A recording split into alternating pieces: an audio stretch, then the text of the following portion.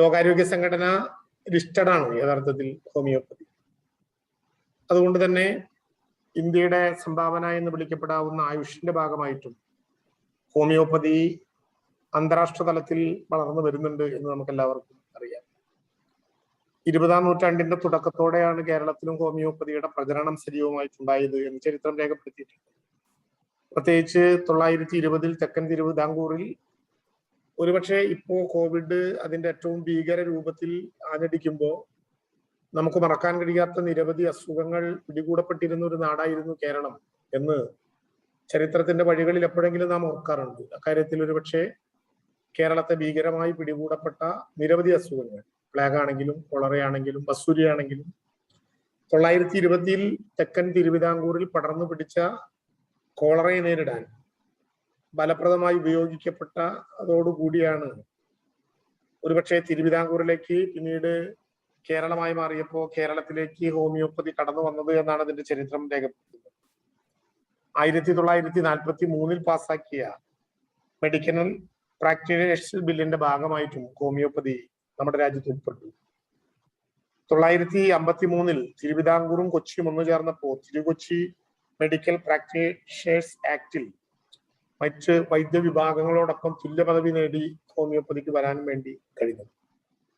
1957-ൽ കേരളത്തിലെ ആദ്യത്തെ ഗവൺമെന്റ് രൂപീകരിക്കപ്പെടുമ്പോൾ കേരളത്തിലെ ആദ്യത്തെ ജനാധിപത്യ ഗവൺമെന്റിന്റെ മുഖ്യമന്ത്രിയായിരുന്ന സർ EMSന്റെ ഗവൺമെന്റിൽ ആരോഗ്യ വകുപ്പ് മന്ത്രിയായിരുന്ന ഞങ്ങളൊക്കെ ഒരു വേള സ്വകാര്യ അഹങ്കാരം എന്ന് വേണമെങ്കിൽ പോലും വിളിക്കാൻ കഴിയുന്ന അന്നത്തെ ആരോഗ്യമന്ത്രി തൃശ്ശൂർക്കാരനായ ഡോക്ടർ AR മേനോന്റെ നേതൃത്വത്തിലാണ് സർക്കാർ ഉടമസ്ഥതയിൽ ഹോമിയോ ക്ലിനിക്കുകൾ, ഹോമിയോ ഡിസ്പെൻസറികൾ നമ്മുടെ രാജ്യത്ത്, നമ്മുടെ സംസ്ഥാനത്ത് ആരംഭിക്കണം എന്ന് തീരുമാനിച്ചത്. 1958-ൽ ആദ്യത്തെ ഹോമിയോ ഡിസ്പെൻസറി തിരുവനന്തപുരത്ത് ഉണ്ടാവുകയും ചെയ്തതിന്റെ ചരിത്രം അങ്ങനെയാണ്.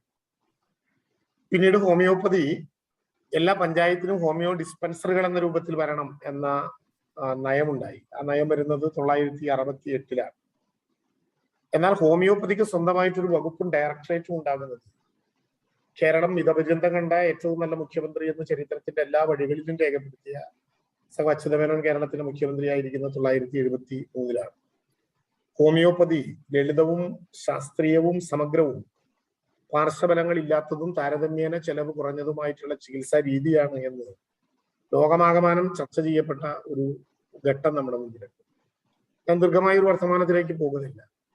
ലോകം ഒരുപക്ഷെ വളരെയേറെ ഭീതിയോടെ കാണുന്ന അപകടകരമായിട്ടുള്ള ഒരു അസുഖത്തിന്റെ പേമാരിക്ക് താഴെയാണ് ജീവിക്കാനുള്ള പെടാപ്പാടിൽ നമ്മുടെ ലോകം തന്നെ കറങ്ങിക്കൊണ്ടിരിക്കുന്നത്. ഒരുപക്ഷെ AD-യും BC-യും ചരിത്രത്തിൽ അടയാളപ്പെടുത്തിയത് ക്രിസ്തുവിന് മുമ്പ് ശേഷവും ഒരു കാലത്തെ അടയാളപ്പെടുത്താൻ. എന്നാൽ 1.5 വർഷക്കാലത്തെ ഭീകരമായ രൂപം കൊണ്ട് COVID-19, കോവിഡിന് മുമ്പ് ശേഷവും എന്ന രീതിയിൽ ലോകത്തിന്റെ സാമൂഹിക പുരോഗതിയെ പോലും അടയാളപ്പെടുത്തുന്ന തരത്തിൽ വളർന്ന, അല്ലെങ്കിൽ അപകടകരമായ തരത്തിൽ വിപുലമായ ഒരു കാലത്തിന്റെ നടുവിലാണ് നാം നിൽക്കുന്നത് എന്ന ധാരണ നമുക്കുണ്ടാകേണ്ടത്. യഥാർത്ഥത്തിൽ 2 ലോകമഹായുദ്ധങ്ങൾക്ക് കൊല ചെയ്യപ്പെടാൻ കഴിയാത്തതിനേക്കാൾ കൂടുതൽ മനുഷ്യരെയാണ് 2 വർഷക്കാലത്തിന്റെ ചുരുങ്ങിയ അനുഭവത്തിനിടയിൽ കോവിഡ് നമുക്കിടയിൽ നിന്ന് നഷ്ടപ്പെടുത്തിയത്. മനുഷ്യൻ പ്രാണൻ കയ്യിലെടുത്ത് ശവപ്പറമ്പുകളുടെ മുമ്പിൽ എന്റെ നമ്പർ എപ്പോ വരും എന്ന് ചോദിച്ച് കാവൽ നിൽക്കേണ്ടി വരുന്ന അപകടകരമായ ഒരു സ്ഥിതിവിശേഷത്തിലൂടെ കടന്നു പോകുന്ന ആദ്യത്തെ ഘട്ടത്തിൽ ഒരുപക്ഷെ കേരളം അതിജീവനത്തിന്റെയും പ്രതിരോധത്തിന്റെയും രീതി കൈവച്ചത് കാലങ്ങളായി നാം ആരോഗ്യ മേഖലയിൽ ഉയർത്തിപ്പിടിച്ച സമാനതകളില്ലാത്ത ആരോഗ്യ ചരിത്രത്തിന്റെ കൂടി ഭാഗമാണ്. ലോകത്തിന്റെ 1-ാം ലോക രാജ്യങ്ങൾ പണമുള്ളവന് മാത്രമാണ് ചികിത്സ ലഭ്യമാവുക എന്നും നിങ്ങളുടെ കയ്യിൽ പണമുണ്ടെങ്കിൽ നിങ്ങളുടെ ആരോഗ്യം സംരക്ഷിക്കാനാകുമെന്നും വ്യക്തിയിലൂന്നിയ ചികിത്സ കൊണ്ടേ ലോകത്തിന്റെ ആരോഗ്യ മേഖലകളുടെ സംരക്ഷണം സാധ്യമാകും എന്ന് പ്രഖ്യാപിച്ചത് തെറ്റാണെന്ന് തെളിയിച്ചുകൊണ്ട് അത്തരം 1-ാം ലോക രാജ്യങ്ങളെയാണ് ആദ്യം COVID-19 പിടികൂടപ്പെട്ടത് എന്നുള്ളത് നമുക്കറിയാവുന്ന ലളിതവും ശാസ്ത്രീയവുമായ ഒരു സാമ്പത്തിക നയം തന്നെയാണ്. എന്നാൽ കേരളം ആദ്യഘട്ടത്തിൽ അതിജീവനത്തിന്റെ പാതയിലേക്ക് കടന്നുപോയത് ഈ ഗവൺമെന്റ് നടത്തിയ നടപടികളോടൊപ്പം തന്നെ സാമൂഹിക ആരോഗ്യ നയം എന്നുള്ളത് നെഞ്ചേറ്റു വാങ്ങിയ കേരളത്തിന്റെ ആരോഗ്യ രംഗത്തിന്റെ പ്രത്യേകമായ നയത്തിന്റെ അടിസ്ഥാനത്തിലാണ് എന്ന് നമുക്ക് എല്ലാവർക്കും അറിയാം. 1-ാം ലോക രാജ്യങ്ങൾ കമ്പോള താല്പര്യങ്ങളുടെ അടിസ്ഥാനത്തിൽ പണമുള്ളവന് മാത്രമാണ് ചികിത്സയെന്നും പണമുണ്ടെങ്കിൽ നിങ്ങളുടെ ആരോഗ്യം സംരക്ഷിക്കാൻ കഴിയുമെന്നും പ്രഖ്യാപിച്ചതിൽ നിന്ന് വിരുദ്ധമായി സമൂഹത്തിന്റെ ആരോഗ്യമാണ് വ്യക്തിയുടെ ആരോഗ്യം എന്ന ഉയർന്ന ചിന്തയിലേക്ക് കേരളം കടന്നുപോയത് അത് ആർജിച്ചെടുത്ത സാമൂഹികവും സാംസ്കാരികവുമായിട്ടുള്ള ചില നയങ്ങളുടെ അടിസ്ഥാനത്തിലാണ്. സാമൂഹിക ആരോഗ്യ നയം അങ്ങനെ വളർന്നു വരുന്നതിൽ ഹോമിയോപ്പതിക്കുണ്ടായ സമാനതകളില്ലാത്ത പങ്ക് ഞങ്ങളാരും നിഷേധിക്കുന്നില്ല, അതിനെ ആരെയും ആർത്ഥത്തിൽ കാണുന്നില്ല. വ്യക്തിപരമായി ജീവിതത്തിൽ തന്നെ എൻ്റെ അല്ലെങ്കിലും എൻ്റെ കുടുംബത്തിന്റെ ജീവിതത്തിൽ തന്നെ പ്രയോഗിക്കപ്പെടുകയും ഉപയോഗിക്കപ്പെടുകയും ചെയ്തിരുന്ന ഒരു ശാസ്ത്രശാഖയാണ് അല്ലെങ്കിൽ ചികിത്സാ ശാഖയാണ് ഹോമിയോപ്പതി. ആ ചിന്തയും നിറവും ഒക്കെ നിങ്ങളുടെ കൂട്ടത്തിൽ ഇരിക്കുമ്പോൾ നമുക്ക് ഓർമ്മിക്കാൻ കഴിയും. കോവിഡ് അതിഭീകരമായി കടന്നു വന്നപ്പോൾ പ്രളയത്തിൽ അരയോളം തലയോളം ചുറ്റപ്പെട്ട വെള്ളത്തിലൂടെ നടന്നു പോകുമ്പോൾ പ്രതിരോധ തലത്തിലുള്ള പ്രവർത്തനങ്ങൾ ആസൂത്രണം ചെയ്യണമെന്ന് ആലോചിക്കുമ്പോൾ യഥാർത്ഥത്തിൽ പകർച്ചവ്യാധികളുടെ പ്രതിരോധത്തിന്റെ ചികിത്സയ്ക്കുള്ള ഏറ്റവും പ്രധാനപ്പെട്ട മാർഗമായി ഹോമിയോപ്പതി അടയാളപ്പെടുത്തിയിട്ടുണ്ട്. ആമുഖ പ്രഭാഷകൻ സൂചിപ്പിച്ചതുപോലെ ഹോമിയോപ്പതിക്ക് രാജ്യാന്തര നിലവാരത്തിലുള്ള പരീക്ഷണങ്ങളും പഠനങ്ങളും ആവശ്യമുണ്ട് എന്ന കാര്യത്തിൽ രണ്ടഭിപ്രായം എനിക്കില്ല. പക്ഷെ അതിനുവേണ്ടി ഒരു സ്ഥലം അനുവദിക്കുക എന്നുള്ളത് കുറഞ്ഞ സമയം കൊണ്ട് പ്രഖ്യാപിക്കാൻ കഴിയുന്ന ഒന്നേ അല്ല എന്ന് നിങ്ങൾക്ക് എല്ലാവർക്കും അറിയാവുന്നതാണ്. പ്രത്യേകിച്ച് ഹോമിയോപ്പതിക്ക് ഒരു ഡയറക്ടറേറ്റ് രൂപീകരിക്കപ്പെട്ട ഇന്ത്യയിലെ പ്രധാനപ്പെട്ട സംസ്ഥാനമാണ് കേരളം എന്നുള്ളത് കൊണ്ട് നിലനിൽക്കുന്ന കേരളത്തിന്റെ ആരോഗ്യ വകുപ്പുമായി ഇത്തരം കാര്യങ്ങൾ തുടർച്ചയായ ചർച്ച നടത്തി സർക്കാരിന്റെ മുമ്പിലേക്ക് ആ പ്രയത്നങ്ങൾ കൊണ്ടുവരുമ്പോൾ തീർച്ചയായും നിങ്ങളോട് പരമാവധി സഹകരിക്കാനും സഹായിക്കാനുമുള്ള നിലപാടുകൾ തന്നെയായിരിക്കും ഈ ഗവൺമെന്റിലെ ഒരു മന്ത്രി എന്ന നിലയിൽ ഞാൻ എടുക്കുക എന്ന് മാത്രമേ ഇപ്പോൾ നിങ്ങളോട് പറയാനുള്ള വാഗ്ദാനമായി എൻ്റെ മുമ്പിലുള്ളൂ. തീർച്ചയായും ആരോഗ്യ മേഖലയിലെ നവനവങ്ങളായിട്ടുള്ള പരിഷ്കാരങ്ങൾക്കും നവനവങ്ങളായിട്ടുള്ള ആധുനികവൽക്കരണത്തിനും വളരെയേറെ പ്രാധാന്യം നൽകുന്ന കേരളത്തിനകത്ത് വർഷങ്ങളായി നാം ഉയർത്തിപ്പിടിക്കുകയും ചികിത്സ ബോധ്യപ്പെടുത്തുകയും ചെയ്തിട്ടുള്ള ഈ ആരോഗ്യ ചികിത്സാ ശാഖയെ മുന്നോട്ട് കൊണ്ടുപോകാൻ കൂടുതൽ ആളുകൾക്ക് കഴിയട്ടെ. അക്കാര്യത്തിൽ കൂടുതൽ ആളുകൾ രംഗപ്രവേശം ചെയ്യട്ടെ. കൂടുതൽ അപകടകരമായ വിധത്തിലെ സൈഡ് എഫക്റ്റുകൾ ഇല്ലാത്ത വിധത്തിൽ ഏറ്റവും ചുരുങ്ങിയ ചെലവിൽ സാധാരണക്കാരന് പോലും ചികിത്സിക്കാൻ കഴിയുന്ന വിധത്തിൽ വിപുലമായിട്ടുള്ള ഈ ശാഖയ്ക്കും അതിന്റെ പ്രചാരകർക്കും അതിനെ സ്നേഹിക്കുന്നവർക്കും എല്ലാവിധത്തിലുള്ള സന്തോഷവും രേഖപ്പെടുത്തുന്നു. ദിവസങ്ങൾ മാത്രമേ ബാക്കിയുള്ളൂ എന്നുള്ളത് കൊണ്ട് ഹോമിയോപ്പതി ദിനത്തിന്റെ സന്ദേശം സർവേ സന്തു നിരാമയ എന്ന ഹോമിയോപ്പതി ദിനത്തിന്റെ സന്ദേശം നിങ്ങളോട് കൈമാറുന്നതോടൊപ്പം ഓണത്തിന്റെ ആശംസകൾ കൂടി മലയാളിയായ ഒരു രാഷ്ട്രീയ പ്രവർത്തകൻ എന്ന നിലയിൽ നിങ്ങളുമായി പങ്കുവെച്ചുകൊണ്ട് വാക്കുകൾ ദീർഘമായി പോയിട്ടുണ്ടെങ്കിൽ ക്ഷമിക്കണം എന്ന് അഭ്യർത്ഥിച്ചുകൊണ്ട് എല്ലാവരെയും കാണാൻ കഴിഞ്ഞതിലുള്ള സന്തോഷം രേഖപ്പെടുത്തിക്കൊണ്ട് ഞാൻ അവസാനിപ്പിക്കുന്നു. നമസ്കാരം. വളരെ സന്തോഷമുണ്ട് സാർ, അങ്ങയുടെ പ്രഭാഷണവും അങ്ങയുടെ അഭിപ്രായങ്ങളും ഹോമിയോപ്പതിയെ കുറിച്ചുള്ള അങ്ങയുടെ വിലയിരുത്തലുകളും അതുപോലെ അങ്ങയുടെ പഠനവും ഞങ്ങൾക്ക് വളരെ ഇഷ്ടപ്പെട്ടു. അങ്ങ് കുറച്ച് സമയം കൂടി ഒന്ന് ഞങ്ങളോടൊപ്പം തുടരാമെന്ന് അഭ്യർത്ഥിക്കുകയാണ്. ഞങ്ങളുടെ ചില പ്രശ്നങ്ങൾ നമ്മുടെ ചില ഡോക്ടർമാർക്ക് അങ്ങയുടെ പങ്കുവെക്കാനുണ്ട്. അതിന് മുന്നോടിയായിട്ട് ഞങ്ങളുടെ പ്രസിഡന്റായ ഇസ്മയിൽ സൈദ് സാർ ഇവിടെയുണ്ട്. സാറിനെ ക്ഷണിക്കുകയാണ്.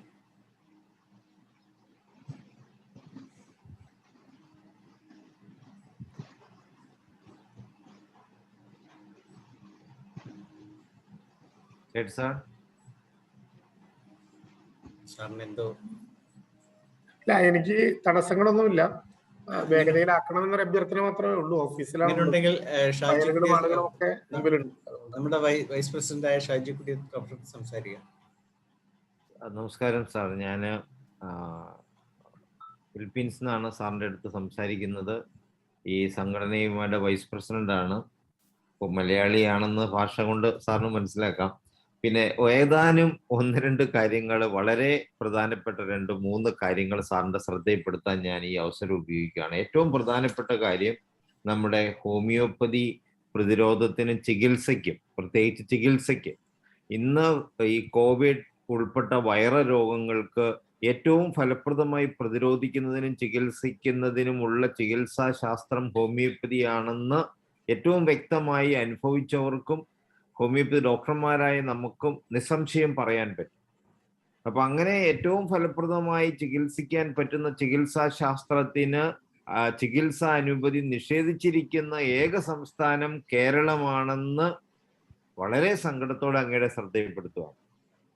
നമുക്ക് ഇതിനൊരു ഓപ്പർച്യൂണിറ്റി തന്നാൽ കോവിഡ് നിർമ്മാർജ്ജനത്തിന് ഏത് വേരിയന്റ് ഓഫ് കോവിഡ് വന്നാലും അതിനെ എല്ലാം പ്രതിരോധിക്കുന്നതിനും ചികിത്സിക്കുന്നതിനും ഹോമിയോപ്പതിയിലൂടെ സാധിക്കുമെന്നുള്ള ഒരു ഉത്തമ മാതൃക ലോകത്തിന് സമ്മാനിക്കാനും അതുവഴി ഹോമിയോപ്പതി ലോകസമക്ഷം നമുക്ക് അവതരിപ്പിച്ച് കേരളത്തിന്റെ പേരും ഒരു മനുഷ്യന് ഏറ്റവും ഭാവിയിൽ പ്രയോജനപ്പെടുത്താവുന്ന ഒരു ചികിത്സാ ശാസ്ത്രവും നമുക്ക് ലോകത്തിന് സമ്മാനിക്കാൻ സാധിക്കുന്ന ഒരു മാതൃക കൊടുക്കാൻ പറ്റും.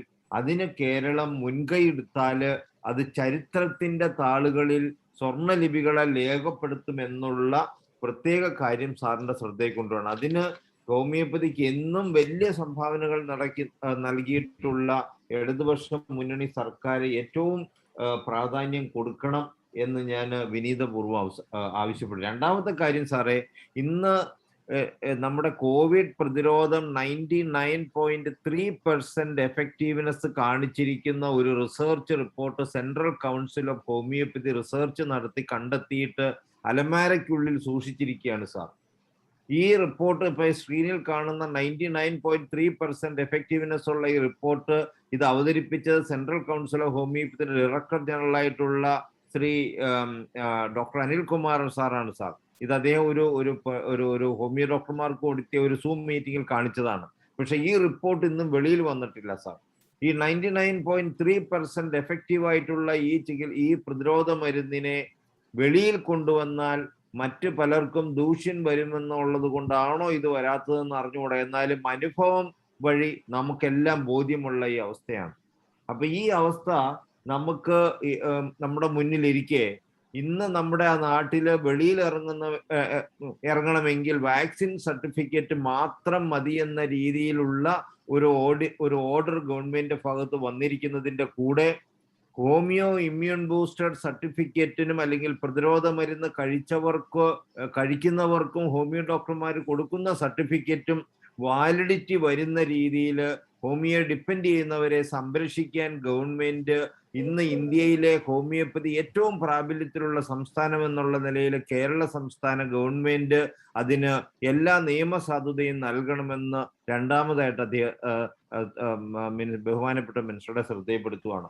അതുപോലെ തന്നെ പിന്നെ വളരെ പ്രധാനപ്പെട്ട ഒരു കാര്യം, നമ്മുടെ ഹോമിയോപ്പതിക് മെഡിക്കൽ കോളേജ് ആശുപത്രികൾ ഗവൺമെന്റിന്റെ കീഴിലുള്ള തിരുവനന്തപുരം ഹോമിയോ മെഡിക്കൽ കോളേജ് ആശുപത്രിയും കോഴിക്കോട് ആശുപത്രിയും മറ്റ് ഗവൺമെന്റിന്റെ പല ആശുപത്രികളിലും ചികിത്സയില്ലാത്ത അലോപ്പതി ചികിത്സ നടത്തുന്നതിന് വേണ്ടി മാറ്റിവെച്ചിരിക്കുന്നത് ഏറ്റവും ഫലപ്രദമായി പ്രതിരോധിക്കാനും ചികിത്സിക്കാനും സാധിക്കുന്ന ഹോമിയോ ചികിത്സ നടത്താൻ സാധിക്കാതെ ഇന്നും അലോപ്പതി ചികിത്സ മാത്രം നടത്തുന്ന ആശുപത്രികളായിട്ട് നിജപ്പെടുത്തി വെച്ചിരിക്കുന്നത് അതീവ ദുഃഖകരമാണ്.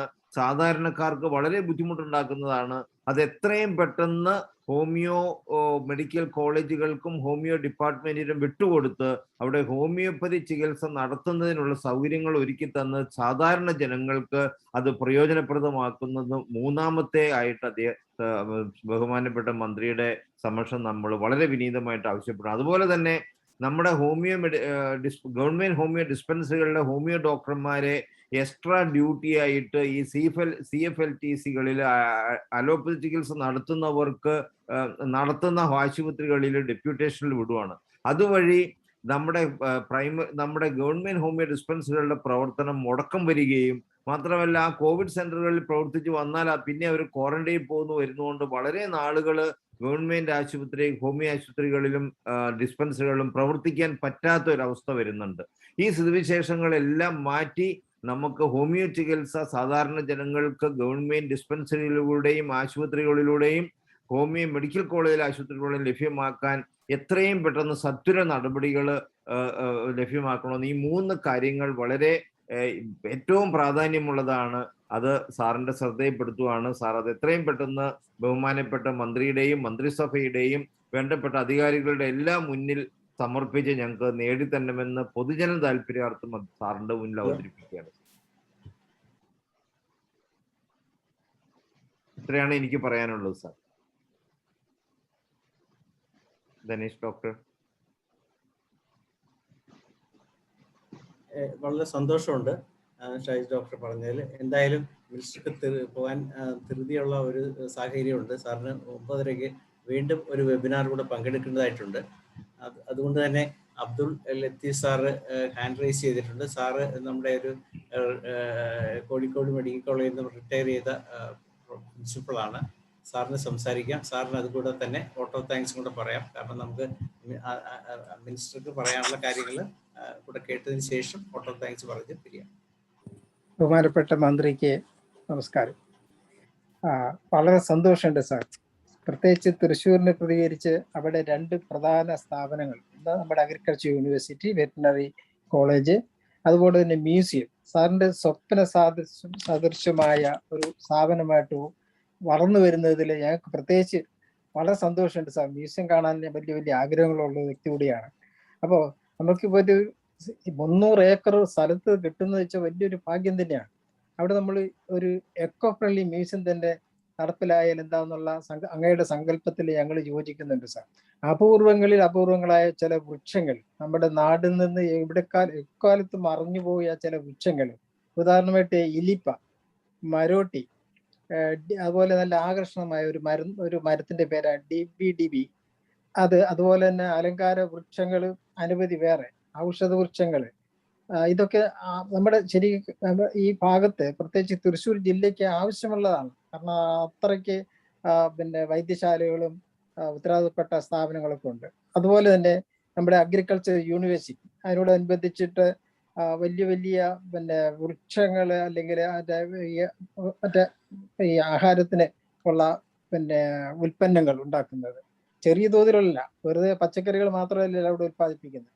അതൊക്കെ 100% ഈ വിഷവസ്തുക്കൾ ഇല്ലാതെ 100% residue free organic production centre ഉണ്ടാക്കാൻ വേണ്ടി നേരത്തെ ഞങ്ങളുടെ പ്രാസംഗികന്റെ പ്രത്യേകിച്ച് സ്വാഗതം പ്രാസംഗികൻ പറഞ്ഞ പോലെ സാറിന്റെ മനസ്സിൽ വെച്ചിട്ടുണ്ട് 25 ഏക്കറെങ്കിലും തരണം എന്നുള്ളത്.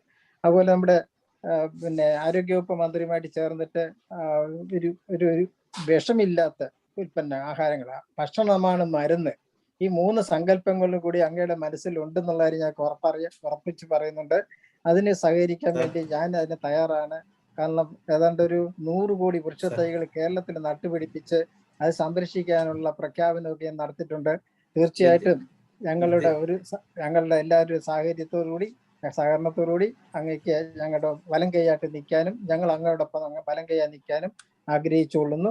തീർച്ചയായിട്ടും IFPHന്റെ എല്ലാവരുടെയും പേരിൽ അങ്ങേക്ക് നന്ദി പറയുന്നു. നമസ്കാരം സാർ. Okay sir. അങ്ങേക്ക് വളരെ സന്തോഷമുണ്ട് സാർ, അങ്ങ് വന്ന് നമ്മളോട് പങ്കെടുക്കുകയും കാര്യങ്ങളെല്ലാം പറയുകയും. അങ്ങയുടെ കുറച്ച് സമയം ഇവിടെ നീണ്ടുപോയി, ക്ഷമിക്കണം. അങ്ങേക്ക് ഒത്തിരി തിരക്കൊണ്ട് അടുത്ത വെബിനാറിൽ പങ്കെടുക്കേണ്ടതായിട്ട് ഞങ്ങൾക്കറിയാം. അങ്ങേക്ക് വളരെ സന്തോഷത്തോടെ ശുഭരാത്രി നേരുന്നു സാർ.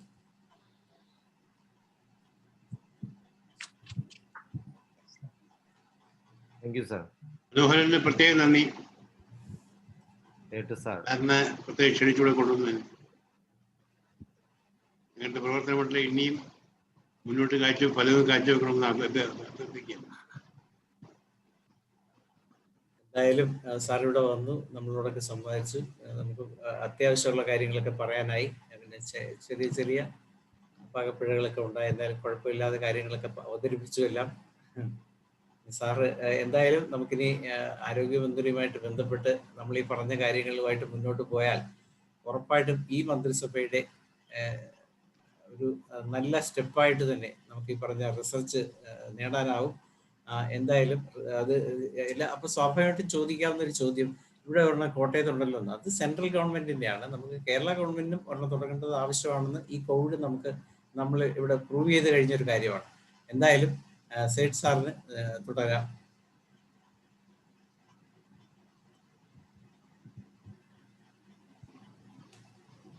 നമ്മുടെ TP നന്ദകുമാർ സാറ് നമ്മുടെ കൂടെ ഉണ്ട് കേട്ടോ.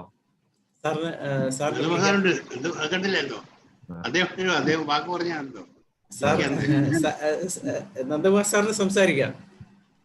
അല്ല, താങ്ക് യു വെരി മച്ച്. സംസാരിക്കുന്നതല്ല നമ്മള്, പക്ഷേ ഈ നിങ്ങൾ പറഞ്ഞ നമ്മളെ ഇന്ത്യയിലെ തന്നെ ആദ്യത്തെ ഹോമിയോ ഡോക്ടർ എന്ന് പറയുന്നത് മഹേന്ദ്രലാൽ സർക്കാരാണ്, വെസ്റ്റ് ബംഗാൾ.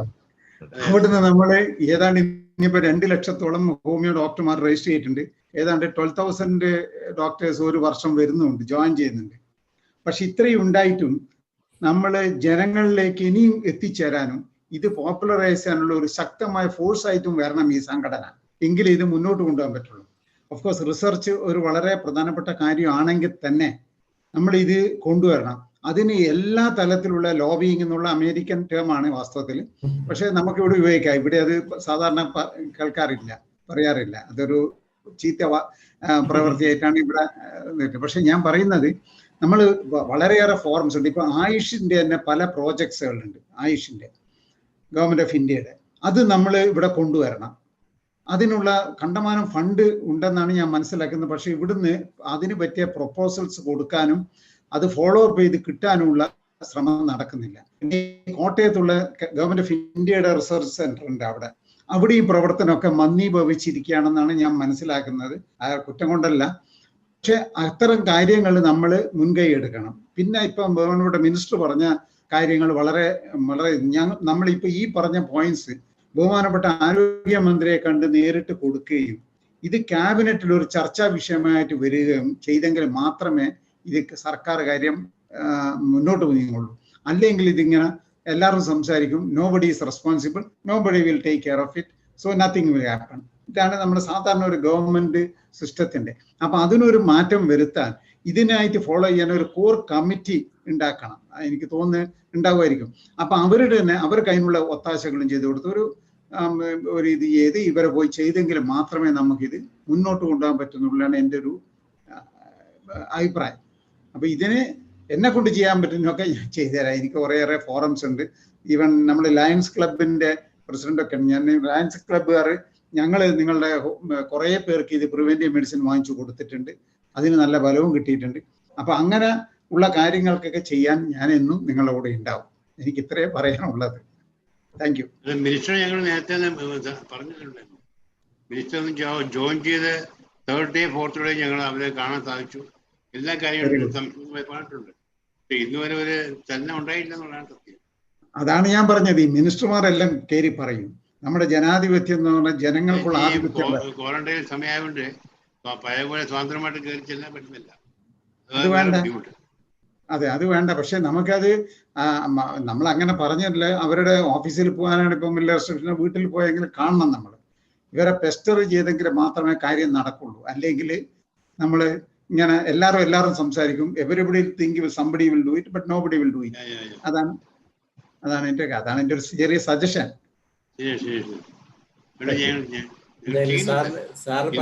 കുറച്ചുകൂടെ ചെയ്യാൻ താല്പര്യപ്പെടുന്നുണ്ട് എല്ലാവർക്കും. സാറേ, ഞങ്ങളുടെ കൂട്ടത്തിൽ ഏറ്റവും ചെറുപ്പമുള്ള സാറാണ് ഞങ്ങളുടെ പ്രസിഡന്റായ ഇസ്മായിൽ സൈഡ് സാർ. സാറിന്റെ ആ ചുരുക്ക് 73 വയസ്സായിട്ടുള്ളൂ സാർ.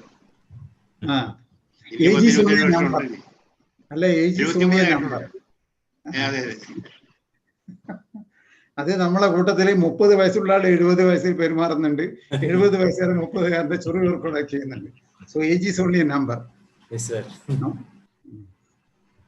സാറ് കാണിക്കുന്ന ഈ ഹോമിയോപ്പതിയോടുള്ള താല്പര്യവും ആത്മാർത്ഥതയും എന്നും നന്ദിയുള്ളതായിരിക്കും. അത് വളരെ ഇമ്പോർട്ടൻ്റ് ആണ്. അതുപോലെ തന്നെ നമുക്ക് വേണ്ട ഒരു പ്രധാനപ്പെട്ട കാര്യം ഈ ഹോമിയോപ്പതിയുടെ പ്രസക്തിയെക്കുറിച്ച് ബ്യൂറോക്രസിയുടെ അകത്ത് വേണ്ടത്ര ഒരു ബോധവൽക്കരണം ഇല്ല എന്നുള്ള ഒരു സത്യം അവശേഷിക്കുന്നുണ്ട്. അതിന് IAS IPS ഓഫീസർമാരുടെ ഇടയിൽ നമുക്ക് ഇതിന്റെ ഒരു ബോധവൽക്കരണം നടത്തി. ഉദാഹരണത്തിന് ഇപ്പൊ ഈ ഹോമിയോപ്പതി മരുന്ന് കോവിഡിനൊക്കെ ഫലപ്രദമാണ്, പ്രതിരോധത്തിന് വളരെ ഫലപ്രദമാണെന്നുള്ള ആ സത്യാവസ്ഥയൊന്നും പല IAS IPS ഉദ്യോഗസ്ഥർക്ക് വരെ അറിവ് ഉണ്ടോ എന്നുള്ളതിനെ കുറിച്ച് സന്ദേഹമുണ്ട് സാർ, ഇത്രയും എത്തി നിന്നിട്ടോ. അപ്പൊ അതിന് സാറിന് എന്ത് ചെയ്യാൻ പറ്റും? നമുക്കതിന് ഫലപ്രദമായ രീതിയിൽ അവരിലോട്ട് ഇറങ്ങിച്ചെന്ന് നമ്മുടെ കാര്യങ്ങൾ ബോധ്യപ്പെടുത്തുന്നതിന് എങ്ങനെ നമുക്ക് ഒരു മാർഗനിർദ്ദേശം സാറിന്റെ കയ്യിൽ നിന്ന് കിട്ടി നന്നായിരിക്കും. അതുപോലെ തന്നെ ജുഡീഷ്യറി, ഈ ഭാഗങ്ങളെല്ലാം നമ്മളിത് ഇങ്ങനെ നമ്മൾ തമ്മിൽ പറയുന്നുണ്ട്. കാരണം നമ്മുടെ ഈ പ്രവർത്തനങ്ങളിലൂടെ ഹോമിയോപ്പതി ഡോക്ടർമാരുടെ ഇടയിൽ ആത്മവിശ്വാസം വളർത്തുന്നതിനൊക്കെ നമുക്ക് സാധിക്കുന്നുണ്ട്. ഒത്തിരി രാജ്യങ്ങളിൽ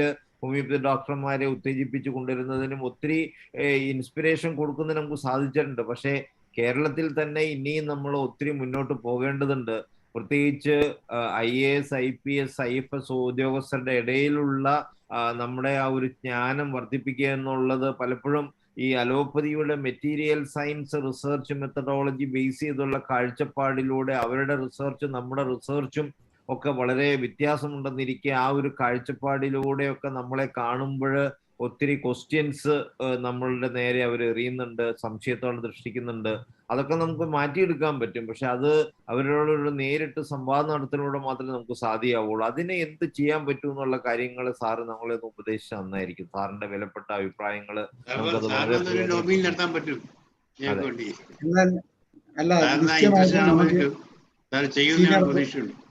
അല്ല ചെയ്യാം. IPS-ഉം IAS ഓഫീസേഴ്സിന് നമുക്ക് നല്ല ശക്തമായ അസോസിയേഷൻ ഒക്കെ ഉണ്ട്. ഞങ്ങളുടെ ഹോമിയോപ്പതി ഡോക്ടേഴ്സ് IAS ഉണ്ട്.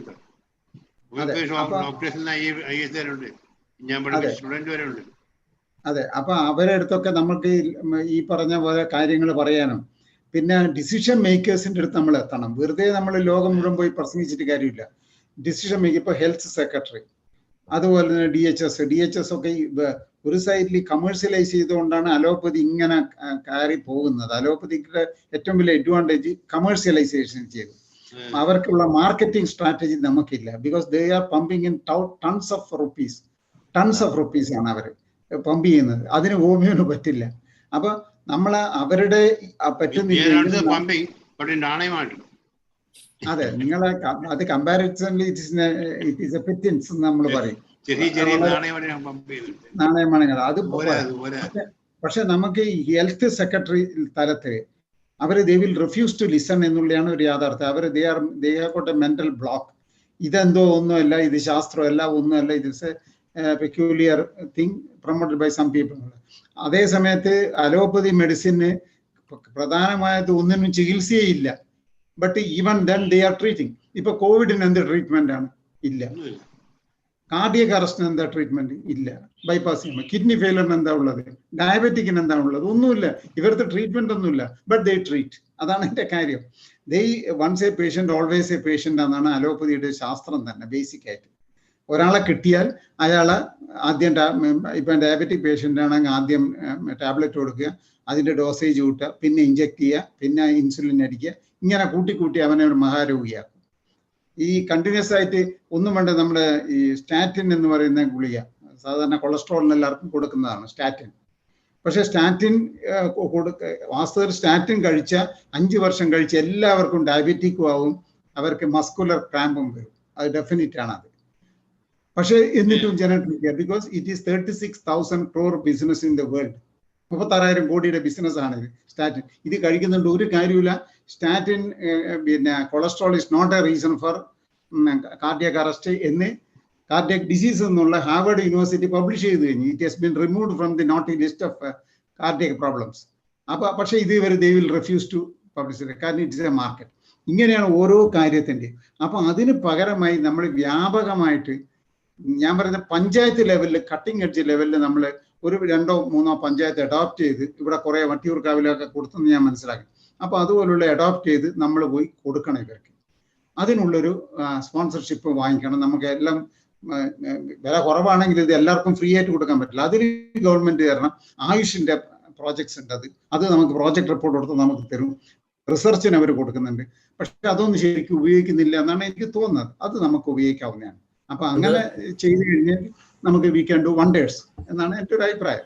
നന്ദകുമാർ സാർ പറഞ്ഞ അഭിപ്രായത്തോട് ഞങ്ങളെല്ലാം യോജിക്കുകയാണ് സാർ. അതുകൂടാതെ അങ്ങയുടെ അറിവിലേക്ക് പറയുകയാണ്, നമ്മുടെ ഇവിടെ ഇരിക്കുന്ന സാറിന്റെയൊക്കെ പരിചയക്കാരനായ ഡോക്ടർ അനിൽകുമാർ ഉൾപ്പെടെ ഉള്ള ഞങ്ങൾ ഹോമിയോപ്പതി ഡോക്ടർമാരെ ചികിത്സിച്ചാൽ ഞങ്ങളെയൊക്കെ അകത്തിടുമെന്ന് പറഞ്ഞിട്ടും ഞങ്ങളുടെയൊക്കെ മുന്നിൽ കോവിഡ് രോഗികൾ എത്തിയിട്ട് ഞങ്ങൾ ഏകദേശം എല്ലാവരും 500 മുതൽ 1500, 2000 വരെ രോഗികളെ ചികിത്സിച്ച ഡോക്ടർമാർ ഈ വേദിയിൽ തന്നെ ഉണ്ട്. പക്ഷേ കോവിഡ് നമുക്ക് ഇത്രയും പേര് ചികിത്സിച്ചിട്ട് നമുക്ക് അതിന്റെ ഒരു വശം, സാമ്പത്തിക വശം പറയുകയാണെങ്കിൽ ഏകദേശം ഒരു 1000 പേര് 500 പേരെ വെച്ച് ചികിത്സിച്ചാൽ തന്നെ ഏകദേശം 5 ലക്ഷം പേരോളം രോഗികളെ ഹോമിയോ ഡോക്ടർമാർ ചികിത്സിച്ചു. അതുകൊണ്ട് നമ്മുടെ പഴയ ഒരു കണക്ക് പറയുകയാണെങ്കിൽ ഒരു രോഗിക്ക് 2 ലക്ഷം മുതൽ 4 ലക്ഷം വരെയായിരുന്നു ചെലവ്. ആ രീതിയിൽ നമ്മൾ ചിന്തിക്കുകയാണെങ്കിൽ സാർ എത്ര കോടി രൂപയാണ് ഞങ്ങൾ ഹോമിയോപ്പതി ഡോക്ടർമാർ ഇവിടെ നാടിന് വേണ്ടി സേവ് ചെയ്തത്. ഇതൊന്നും ആരും കാണുന്നില്ല സാർ. ഇതൊക്കെ അങ്ങയുടെ മുമ്പിൽ എത്തിച്ചിരുന്നത് നമുക്ക് ഇതൊക്കെ ഒരു വിളിച്ചു പറയാനുള്ള കണക്കുകളാണ് സാർ. ഞങ്ങളെ എല്ലാം ഏത് സമയവും ഞങ്ങളെയൊക്കെ അകത്താക്കാം എന്ന നിയമം ഇപ്പോഴും ഇവിടെ നിലനിൽക്കുന്നു സാർ. ഞങ്ങൾ സുപ്രീം കോടതിയിൽ നിന്ന് ഇത് വാങ്ങിയിട്ടും ഇതുവരെ അത് മാറ്റി കിട്ടിയിട്ടില്ല. ഏത് സമയം അനിൽകുമാർ ഡോക്ടർ ഉൾപ്പെടെയുള്ള ഞങ്ങളെയൊക്കെ അറസ്റ്റ് ചെയ്ത് അകത്താക്കാം.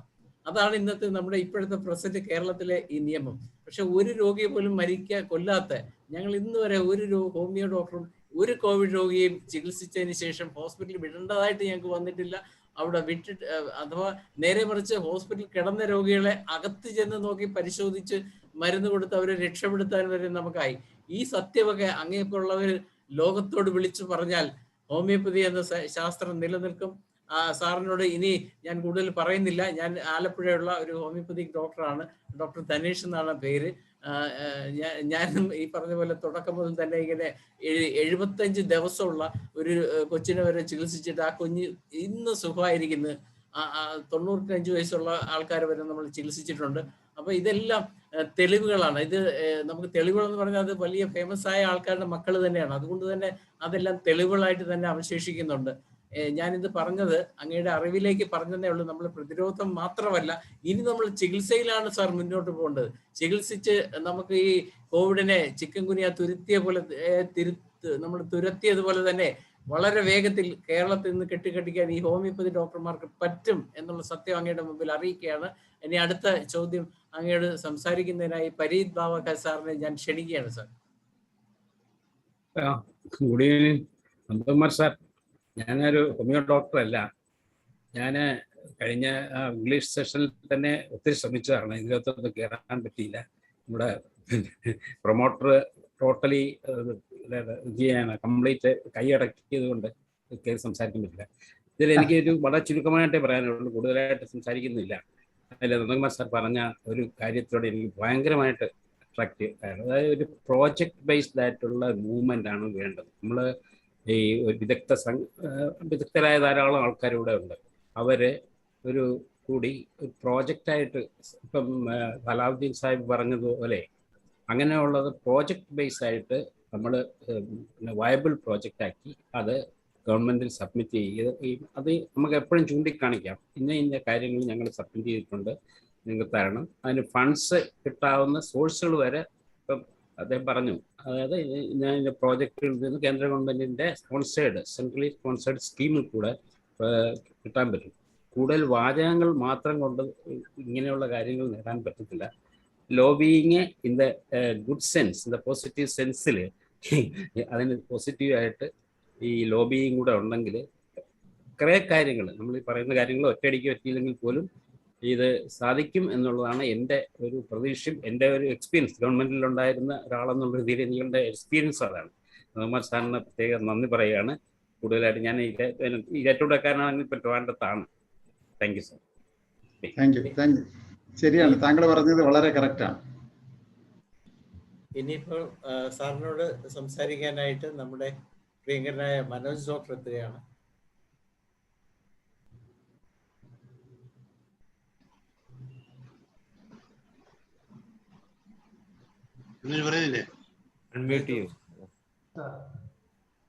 Thank you doctor Saneesh. നമസ്കാരം നന്ദകുമാർ സാറിന്റെ വളരെ ഊർജ്ജസ്വലമായ വാക്കുകൾ കേട്ടു. 2 നന്ദകുമാർ ഡോക്ടർമാർ 2 നക്ഷത്രങ്ങൾ കണ്ടുമുട്ടി എന്ന് പറഞ്ഞാൽ നമ്മൾ അങ്ങനെ രസകരമായ ഒരു കാര്യം കേൾക്കാൻ ഇടവന്നു. സാധാരണ അതിൽ IPS ഉദ്യോഗസ്ഥരുടെ ഒരു സംസാര ശൈലിയല്ല സാറിന് ഉണ്ടായത് തന്നെ വളരെ സുഖകരമായിട്ട് തോന്നുന്നു.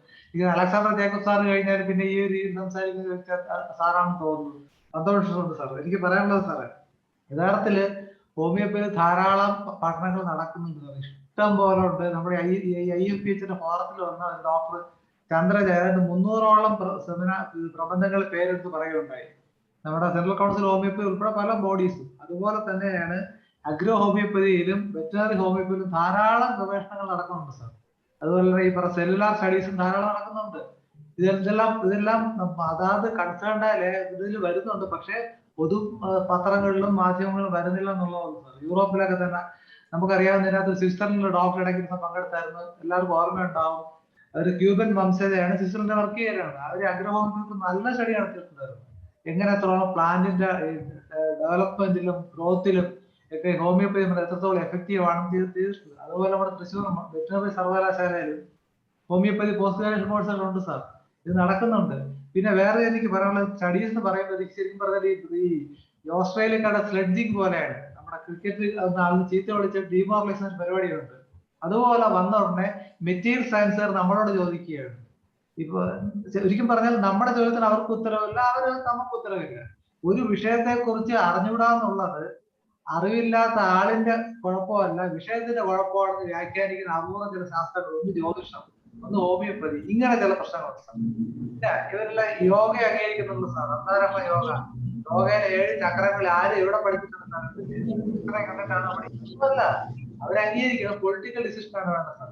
അപ്പൊ അങ്ങേപോലുള്ള ആൾക്കാരുടെ സപ്പോർട്ടാണ് നോക്കേണ്ടത്. പ്രത്യേകിച്ച് ഈ സിവിൽ സർവീസിൽ ഇന്ന് നേരത്തെ പറഞ്ഞ പോലെ സെക്രട്ടേറിയറ്റിനകത്തുള്ള ഉദ്യോഗസ്ഥരെ സംബന്ധിച്ചാൽ അവർക്ക് ഇതിനെക്കുറിച്ച് കാരണം മനഃപൂർവ്വം ഇല്ലാത്ത കുട്ടിക്കാലത്ത് ഹോമിയോപ്പതി മരുന്ന് കഴിച്ചിട്ടുള്ള താരം തന്നെ ഇല്ല.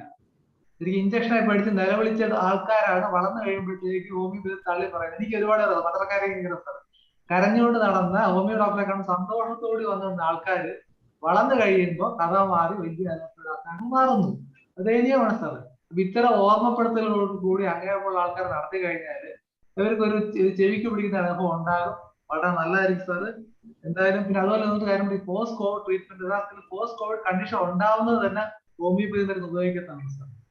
യഥാർത്ഥത്തിൽ ഒരു രോഗിയെ കൃത്യമായിട്ട് മരുന്ന് കൊടുത്ത് ചികിത്സിക്കുകയാണെങ്കിൽ ഒരിക്കലും പോസ്റ്റ് കോവിഡ് കണ്ടീഷൻ ഉണ്ടാകാറില്ല. അത് തന്നെ ഡോക്ടർ പറഞ്ഞ പോലെ ഞാനൊരു 10-150 രോഗികളെ കോവിഡ് ട്രീറ്റ് ചെയ്തിട്ട് ഒരു പേഷ്യന്റ് ഒരു പോസ്റ്റ് കോവിഡ് കേസായിട്ട് വന്നിട്ടില്ല. നേരെ മറിച്ച് ഞാൻ ട്രീറ്റ് ചെയ്ത് 40 പോസ്റ്റ് കോവിഡ് കേസ്, 40 അലോപ്പതി മരുന്ന് കഴിച്ച ആൾക്കാരാണ്.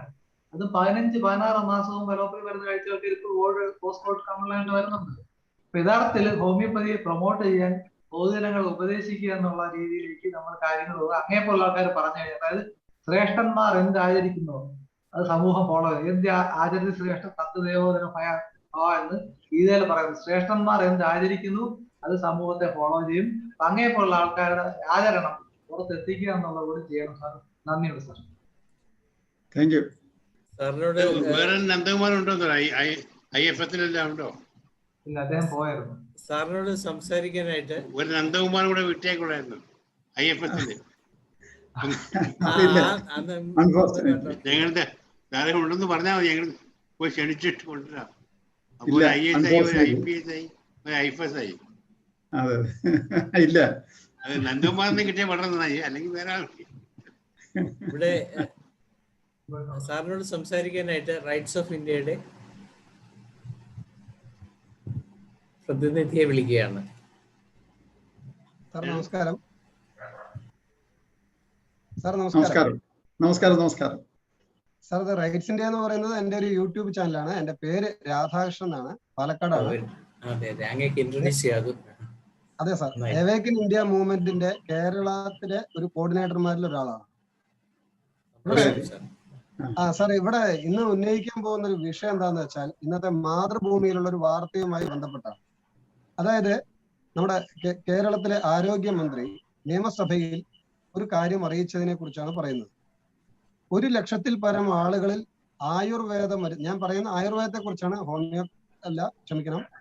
അപ്പൊ ആയുർവേദ മരുന്നുകൾ ഈ കോവിഡ് പ്രതിരോധ രംഗത്ത് പരീക്ഷിച്ചു നോക്കിയ സമയത്ത് അതിൽ 99 സംതിങ്, അതായത് 0.34% ആളുകൾക്ക് മാത്രമാണ് കോവിഡ് ബാധിച്ചത് എന്നും അതിൽ തന്നെ ഏറ്റവും മൈനോറിറ്റി ആളുകൾക്കാണ് ലക്ഷണങ്ങൾ കണ്ടതെന്നൊക്കെ വളരെ വ്യക്തമായിട്ട് നമ്മുടെ ആരോഗ്യമന്ത്രി നിയമസഭയിൽ അറിയിച്ചു. ഈ പരീക്ഷണ ഫലം സർക്കാരിലേക്ക് കിട്ടിയത് കഴിഞ്ഞ സെപ്റ്റംബറിലാണ്. എന്നതിന് ശേഷം നാളെ ഇതുവരെ അതിനെ മൂടി വെക്കുകയും എന്നിട്ട് ബഹുമാനപ്പെട്ട MLA KK രമ അവർ ഒരു ചോദ്യമായിട്ട് അത് ഉന്നയിച്ചപ്പോഴാണ് ഇതിന്റെ കാര്യം പുറത്തു വന്നത്. ഇത് വളരെ ഗൗരവമുള്ള ഒരു വാർത്തയാണ്. അതിനുശേഷം എത്ര മാസങ്ങളായി സാർ നമ്മൾ ഇപ്പോഴും വാക്സിൻ എന്ന് പറഞ്ഞുകൊണ്ട് ഓടുകയാണ്. അതായത് പ്രകൃതിയുടെ ഇമ്മ്യൂണിറ്റി കിട്ടിയാൽ മതി എന്ന് കരുതിയിരിക്കുന്ന ഒരു വലിയ ജനവിഭാഗത്തെ ഭയപ്പെടുത്തിക്കൊണ്ട് ഇനി ഇവർക്ക് ഇവിടെ ജീവിതം സാധ്യമല്ലെന്നുള്ള രീതിയിൽ പോളിസികൾ മേക്ക് ചെയ്യാണ്. സാർ എന്താണ് സാറിന്റെ അഭിപ്രായം ഈ വിഷയത്തിൽ? അല്ല, നിങ്ങൾ പറഞ്ഞതിനകത്ത് വളരെ പോയിന്റുള്ള, ഞാൻ നേരത്തെ പറഞ്ഞു, അലോപ്പതി മെഡിസിൻ എന്ന് പറയുന്നത് it is highly business oriented commercial venture ആണത്. അവിടെ അവരെ വരുന്ന ഇപ്പം ഹാർവർഡ് യൂണിവേഴ്സിറ്റി ആയാലും ഏത് യൂണിവേഴ്സിറ്റി എടുത്താലും അതിന്റെ പഠനത്തിൻ്റെ അകത്ത് ഇപ്പം അമേരിക്കൻ മെഡിക്കൽ അസോസിയേഷൻ്റെ അകത്തുള്ളത് ഭൂരിപക്ഷം മരുന്ന് കമ്പനികളും 1-2 ഡോക്ടർമാരുമാണ്.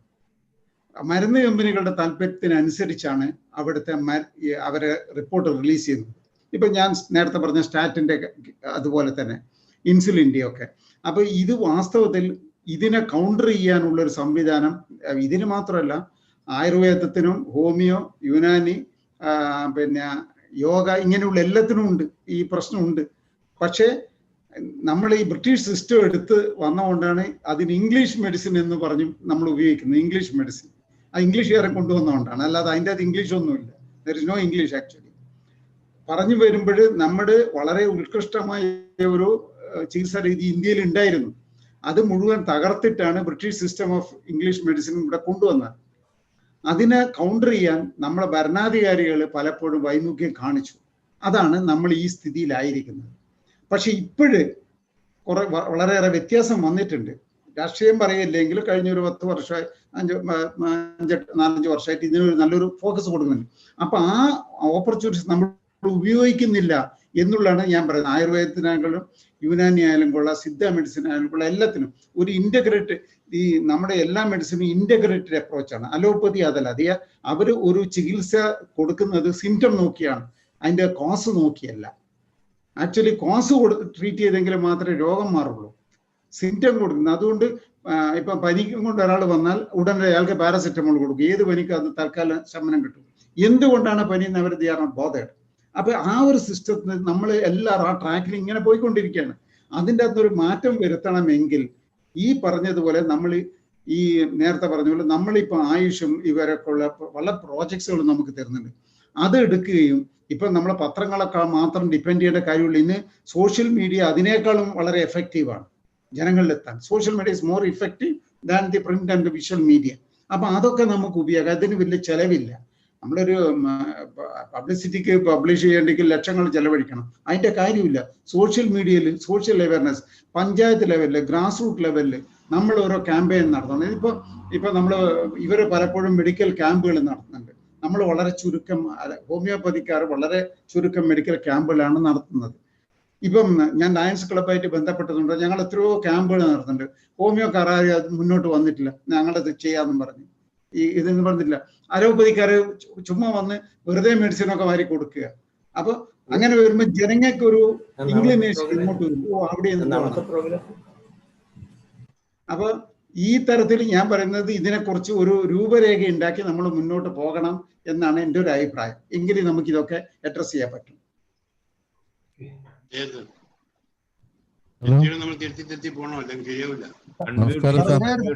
സാർ ഒരേ ഒരു സെക്കൻഡ് അത് ആഡ് ചെയ്യാൻ വിട്ടുപോയി. അതാണ് അതിൽ മറ്റൊന്നുമല്ല. ഈ വിഷയത്തിൽ ഏറ്റവും പ്രധാനപ്പെട്ടത് കഴിഞ്ഞ സെപ്റ്റംബറിൽ കിട്ടിയതാണെങ്കിലും മന്ത്രി കൂട്ടിച്ചേർത്തത് എന്താണെന്ന് വെച്ചാൽ ഏറ്റവും ഫലപ്രദമാണെന്ന് തെളിഞ്ഞാലും കോവിഡ് പ്രതിരോധ സേനയിൽ ഒരു ആയുർവേദ ഡോക്ടറെ പോലും പരിഗണിക്കില്ല എന്ന് മന്ത്രി പറഞ്ഞിട്ടുണ്ട്. അതാണ് ഇവിടെ ഏറ്റവും പ്രധാനപ്പെട്ട ഒരു വിഷയം. അത് ശരിക്കും ഒരു അത് എന്താണ് സാർ, ഒരു ജനാധിപത്യ രാഷ്ട്രത്തിൽ അങ്ങനെ ധാർഷ്ട്യത്തോടെ പറയാൻ പാടുണ്ടോ? ഈ ജനാധിപത്യം എന്ന് പറയുന്നത് അത് അവിടെ നിൽക്കട്ടെ. നമ്മളെ ജനാധിപത്യം ജനങ്ങളുള്ള ഇപ്പം ഞാൻ പറയുന്ന പബ്ലിക് സർവന്റ്, ഇപ്പൊ ഇവരൊരു പബ്ലിക് സർവന്റ് ആണെന്ന് പറയുന്നു. They are suppose to serve the public, but instead they are treating the public as servants. അതാണ് ഇവിടെ നടക്കുന്നത്. അതാണ് പ്രശ്നം. അപ്പൊ ഞാൻ പറഞ്ഞു വന്നത്, ഇപ്പൊ മന്ത്രി എങ്ങനെ പറയുന്നു, മന്ത്രിക്ക് യാതൊരു വിവരമൊന്നുമില്ല. മന്ത്രിക്ക് എന്താ വിദ്യാഭ്യാസം? There is no qualification for a minister. മന്ത്രി ആരോഗ്യമന്ത്രി വീണ മാഡത്തിന് അത്യാവശ്യം ക്വാളിഫിക്കേഷൻ ഇല്ലേ? അവര് എന്ത് ക്വാളിഫിക്കേഷൻ? ജേർണലിസം പഠിച്ചുകൊണ്ട് ഷീ വാസ് എ, ഞാൻ ആരോട് വ്യക്തിപരമായിട്ട് പറയല്ല, she is only a journalist, that's all. What else? അത്രേ ഉള്ളൂ. ബേസിക് നോളജ് ഉണ്ടാവുമല്ലോ. അല്ല, ഞാൻ പറഞ്ഞു വന്നത്, അപ്പൊ അവരെ ബ്രീഫ് ചെയ്യുന്ന ആൾക്കാരുണ്ട്, സേ ഹെൽത്ത് സെക്രട്ടറി അല്ലെങ്കിൽ അവരെ നമ്മൾ ബ്രെയിൻ വാഷ് ചെയ്ത് നമ്മളെ കൂടെ നിർത്തണം. അപ്പോഴേ ആ റിപ്പോർട്ട് വരും. അല്ല, റിപ്പോർട്ട് ഇവരൊന്നും വായിക്കുന്നില്ല. ഫോർ യുവർ ഇൻഫർമേഷൻ, അവിടെ ഇങ്ങനെ ആയിരക്കണക്കിന് റിപ്പോർട്ടുകൾ സെക്രട്ടേറിയറ്റിൽ അവിടെ ചടഞ്ഞുകൂടി കിടക്കുന്നുണ്ട്. നമ്മൾ ഇതിന്റെ മുൻകൈ എടുത്ത് ഈ ഹെൽത്ത് സെക്രട്ടറി നമ്മൾ നേരെ പോയി മിനിസ്റ്ററെ കണ്ട് പറഞ്ഞിട്ട് ഒരു കാര്യമില്ല ഇന്നത്തെ കാര്യത്തിൽ. കാര്യം the person behind the minister is more valuable. ഇപ്പൊ മുഖ്യമന്ത്രി പിണറായി വിജയന്റെ കാര്യങ്ങൾ മുഴുവൻ ചെയ്തത് ശിവശങ്കരനായിരുന്നു. ഞാൻ ഇതല്ല, പിണറായി വിജയൻ ഞാൻ കോളേജ് മേറ്റ്സ് ആണ്, അതുകൊണ്ടാണ് ഞാൻ ഈ പറയുന്നത്. പിണറായി വിജയനും ബാലനൊക്കെ എൻ്റെ ചൂണ്ട്, ഞാൻ ബ്രണ്ണൻ കോളേജിൽ പ്രോഡക്റ്റ് ആണ് ഞാൻ. അത് പോട്ടെ. അപ്പൊ ഇവരെയൊക്കെ തീരുമാനിക്കുന്ന ആരാണ്? പിണറായി വിജയന് യാതൊരു വിവരവുമില്ല. He was not even a panchayat member. അത് നമുക്കൊക്കെ തുറന്ന് പറയാൻ പറ്റും ഇയാൾ പഠിക്കുന്ന കാലത്ത് എന്തായിരുന്നു. I can very well tell it. എനിക്ക് നല്ല റിലേഷനാണ് പിണറായി വിജയനാണ്. That is a different thing. But as a poor is a one of the most best administrator we have ever seen. ഇങ്ങനെയല്ല ഒരു കോവിഡ് പാൻഡമിക് ഒന്നും കൈകാര്യം ചെയ്തത്. പക്ഷെ ആര് പറയും? ആരും പറയില്ല. ഇത് because politics over rules all. അവിടെയാണ് ഇവിടെ വന്നിരിക്കുന്നത്. പക്ഷെ നമ്മളിപ്പോൾ ഇവരെ തർക്കിച്ച് ഇവരോട് യുദ്ധത്തിന് പോയതുകൊണ്ട് നമ്മളെ കാര്യം നടക്കൂല. നമുക്ക് തർക്കിക്കാം. അതിന് നല്ലത് നമ്മൾ ഈ പ്രോജക്ട് റിപ്പോർട്ട് കൊടുത്തു കഴിഞ്ഞാൽ അതിൻ്റെ കൂടെ നമ്മൾ പോയി ഹെൽത്ത് സെക്രട്ടറിയെ കണ്ട് ഇങ്ങനെയൊക്കെയാണ് കാര്യങ്ങളെന്ന് പറഞ്ഞാൽ he will be more receptive. Health secretary പറയുന്ന നോട്ടാണ് ഇവർ നിയമസഭയിൽ വായിക്കുന്നത്, അല്ലാതെ ഇവർ ഈ റിപ്പോർട്ട് വായിച്ചിട്ടൊന്നല്ല. അതാണ് അതിൻ്റെ പ്രാക്ടിക്കൽ ആസ്പെക്ട്. അപ്പം നമ്മളത് സെപ്റ്റംബറിൽ കൊടുത്തിരുന്നെങ്കിൽ അതിൻ്റെ ഒരു കോപ്പിയും കൊണ്ട് നമ്മൾ പോയി ഹെൽത്ത് സെക്രട്ടറിയെ കാണണം. പക്ഷെ അൺഫോർച്ചുനേറ്റ്ലി നമ്മളാരും ബ്യൂറോക്രാസിയെ അങ്ങനെ കാണാറില്ല എന്നുള്ളതാണ് യാഥാർത്ഥ്യം. നമ്മൾ പോയി മന്ത്രിയെ കാണും, ഒരു MLA വിളിച്ചോണ്ട് മന്ത്രി വരെ നോക്കട്ടെ എന്ന് പറയും. ആൾ നോട്ട് എഴുതി സെക്രട്ടറി കൊടുക്കും. എന്ത് കാര്യം? പിന്നെ ഇവരുടെ പേഴ്സണൽ സ്റ്റാഫിൽ വരുന്നവരൊന്നും ക്വാളിഫൈഡ് അല്ല. ഓൺലി പാർട്ടി പീപ്പിൾ ആണ്. അവരൊന്നും ഇനിയും ഡോക്ടർമാരെ എടുക്കില്ലെന്നാ പറയുന്നത്. അതായത് ഇത്രയും അല്ല, നമ്മളത് പ്രസന്റ് ചെയ്യുന്നതിൻ്റെ അകത്ത് വന്ന അപാകതയാണ്. ഇപ്പം ഹോമിയോ ചെയ്യുന്നവരെ അറസ്റ്റ് ചെയ്യുന്നൊക്കെ പറഞ്ഞ് അങ്ങനെ നിയമം ഉണ്ടെങ്കിൽ ആരും ഇതുവരെ അറസ്റ്റ് ചെയ്തില്ലല്ലോ, അറസ്റ്റ് ചെയ്യില്ല നമ്മൾ പറയും. CRPC-യിൽ പറഞ്ഞിട്ടുണ്ട് സംശയം ഒരു കോഗ്നൈസബിൾ കുറ്റത്തിൽ ഉൾപ്പെട്ട ആരെയും അറസ്റ്റ് ചെയ്യാന്ന്. നാളെ എനിക്ക് തോന്നുന്ന പിണറായി വിജയൻ നാളെ കുറ്റം ചെയ്യുന്നതുകൊണ്ട് എനിക്ക് അറസ്റ്റ് ചെയ്യാം. നിയമം അതാ പറഞ്ഞിരിക്കുന്നു. പക്ഷെ ആരും ചെയ്യാറുണ്ടോ? ഇല്ല. നിയമം ഈസ് സെലക്റ്റീവ്.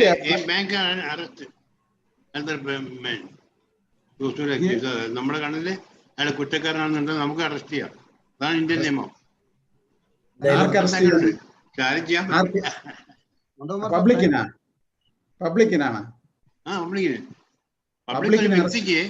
ഒരു വ്യക്തിക്ക് മറ്റൊരു വ്യക്തിയെ കുറ്റം കാണുന്നത് തെളിഞ്ഞാല് അയാൾക്ക് അറസ്റ്റ് ചെയ്തിട്ട് കൊണ്ടുപോകാം. ശരിയാണ്. മോഡിഫിക്കേഷൻ ഉണ്ട്. അതായത് എല്ലാരെയും അറസ്റ്റ് ചെയ്യാൻ പറ്റില്ല. ഈ കുറ്റം ചെയ്യുന്ന ആള് കുറ്റം ചെയ്യുന്നത് കോഗ്നൈസബിൾ ആയിരിക്കണം. നോൺ ബെയിലബിൾ ഒഫൻസ് ചെയ്തെങ്കിൽ മാത്രമേ പബ്ലിക്കിനെ അറസ്റ്റ് ചെയ്യാനുള്ള അധികാരമുള്ളൂ. അത്രേ ഉള്ളൂ. അല്ലാതെ ചുമ്മാ കൊടുത്ത കല്ലെറിയാൻ പോകുന്നത് അറസ്റ്റ് ചെയ്യാൻ പറ്റില്ല. He must be preparing to commit a cognizable offense and non-bailable offense. ഇത് രണ്ടുണ്ടെങ്കിലേ പറ്റുള്ളൂ. ജാമ്യം കിട്ടാതെ വകുപ്പിരിക്കണം, പോലീസിന് നേരിട്ട് എടുക്കാവുന്ന കുറ്റമായിരിക്കണം കോഗ്നൈസബിൾ ഒഫൻസ് എന്ന് പറയുന്നത്. ഇത് രണ്ടും ഉള്ള ഒരാളെ മാത്രം. അത് എക്സാമ്പിൾ ഒരുത്തനെ കുത്തിക്കൊല്ലുന്നു, murder, it is cognizable and അപ്പൊ നിങ്ങൾക്ക് അറസ്റ്റ് ചെയ്യാം. ആ വകുപ്പ് ഏതാ സാർ? ആ വകുപ്പ് ഏതാ? ആ വകുപ്പ് അറിയോ സാറിന് ഏതാന്ന്? ആ വകുപ്പ് അറിയാം. നിങ്ങൾക്ക് 50 ക്രിമിനൽ പ്രൊസീജിയർ കോഡില് any person can arrest any other person if he is involved or he is apparently committing a non-bailable and cognizable offense. അതായത് നോൺ ബെയിലബിൾ ഒഫൻസ് 7 വർഷത്തിലധികം ശിക്ഷയുള്ളതായിരിക്കണം. എന്റെ കാര്യം. അങ്ങനെ വരുമ്പോൾ പബ്ലിക്കിനെ അറസ്റ്റ് ചെയ്യാം, അല്ലാതെ അറസ്റ്റ് ചെയ്യാൻ അധികാരമില്ല. നമ്പർ ഒന്ന് പറയൂ സാറേ. ഏതിന്റെ? ഈ പറഞ്ഞ വകുപ്പിന്റെ നമ്പർ. അറസ്റ്റ് ചെയ്യാൻ വകുപ്പുണ്ട്.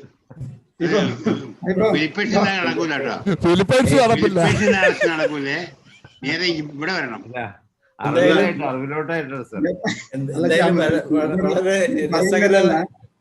വളരെ രസകരമായി നമ്മുടെ ചർച്ച നീണ്ടുപോവുകയാണ്. അപ്പൊ നമ്മുടെ ഹിബർട്ട് ഡോക്ടർക്ക് CRPC 51 അങ്ങനെയല്ലേ സാർ പറഞ്ഞേ? ആ സെക്ഷൻ ഒന്നുകൂടി ഞാൻ ഒന്ന് വെരിഫൈ ചെയ്യാൻ പറഞ്ഞുതരാം. പക്ഷെ സംഗതി എന്താണെന്ന് വെച്ചാൽ ഞാൻ പറഞ്ഞു വന്നത് നിയമം രാജ്യത്തുണ്ടെങ്കിലും അത് നടപ്പാക്കുന്നതിന് സാമൂഹ്യമായും സാംസ്കാരികമായും കോണ്ടെക്സ്റ്റ് ഒക്കെ നോക്കിയിട്ടേ പോലീസ് ചെയ്യുന്നുണ്ട്. That is called discretion of a police officer. Discretion എന്ന് പറഞ്ഞൊരു സാധനമുണ്ട്. അതില്ലാതെ ചാടിക്കയറുമ്പോഴാണ് ഈ കുഴപ്പത്തിലൊക്കെ പോയി ചാടുന്നത്. ഇപ്പൊ ഞങ്ങളൊക്കെ പറയല്ലേ, നമ്മളൊക്കെ ഇത്രയും വർഷം സർവീസിൽ എത്രയോ കേസുകൾ അന്വേഷിച്ചു, ഇതൊക്കെ ചെയ്തിട്ടുണ്ട്. ആ ഡിസ്ക്രിഷൻ്റെ അകത്താണ് കാര്യം കിടക്കുന്നത്. To be or not to be, that is a question. അപ്പൊ ടു ബി ആണെങ്കിൽ you must be justify. Not to be എന്ന് പറഞ്ഞാൽ നിങ്ങൾക്ക് വെറുതെ അൺനെസറി ആയിട്ട് കൺഫ്യൂഷൻ ഉണ്ടാക്കുകയാണ്. Ultimately the purpose of law is to protect the citizen, not to harass him. Unfortunately that is the reverse is happening at most times. അതാണ് അതിൻ്റെ ഒരു യാഥാർത്ഥ്യം. നമസ്കാരം സാർ. ഡോക്ടർ അനിൽകുമാറാണ്. നമസ്കാരം. നമസ്കാരം. ഹലോ സാറ് എന്തായാലും ഒരു പുലിയായിട്ട് ഇരിക്കുകയാണ്. അതല്ല ഡോക്ടറെ, ഞാൻ പറഞ്ഞ എനിക്ക് ഹോമിയോപ്പതിയിലെ ഡോക്ടറെ കാണുന്നതിന് മുമ്പേ ഡോക്ടർ ജോൺ ഉണ്ടായിരുന്നല്ലോ നമ്മളെ തിരുവനന്തപുരത്തെ ഡോക്ടർ ജോൺ. അങ്ങേരായിരുന്നു എന്റെ കെ വി ജോൺ അങ്ങേരായിരുന്നു എന്റെ പിള്ളേരെ മുഴുവൻ ട്രീറ്റ് ചെയ്തത്. എത്ര വർഷത്തെ അസോസിയേഷൻ ആയിരുന്നു. ഞാൻ പറഞ്ഞ പക്ഷെ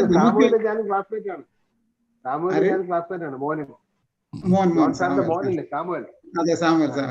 അല്ല, ഞാൻ പറഞ്ഞു വന്നത് നമ്മള് അന്യോന്യം തർക്കിക്കാനും മറ്റുള്ളൊരു യുദ്ധത്തിന് പോകുന്നതിന് പകരം നമ്മളെ കാര്യം നോക്കുകയാണ് ബുദ്ധി. അപ്പൊ നമ്മൾ എന്ത് ചെയ്യണമെന്ന് വെച്ചാൽ ഇപ്പൊ റിപ്പോർട്ടിന്റെ കാര്യം പറഞ്ഞു, നമ്മളൊരു 2 പേര് ചെന്ന് ഹെൽത്ത് സെക്രട്ടറിയെ കണ്ടില്ല, ഇങ്ങനെ ഒരു കാര്യമുണ്ട്, ഇതങ്ങനെ ചെയ്യണം. അത് പറഞ്ഞ് അവര് പറയുമ്പോൾ മിനിസ്റ്റർ കേൾക്കും, നമ്മൾ പറയുമ്പോൾ പറയും ഇവരോട് ചോദിക്കും, ഇവരിട്ട് കുഴക്കുകയും ചെയ്യും. ഇതാണ് ഒരു റിക്വസ്റ്റ്, സാറ് നമ്മളെ ഗൈഡ് ചെയ്താൽ മതി. ഞാൻ തരണം, ഞാൻ ഫ്രീ ഡോക്ടറുള്ള ഞാൻ ഫ്രീ ഗൈഡൻസ് ഞാൻ തരാം.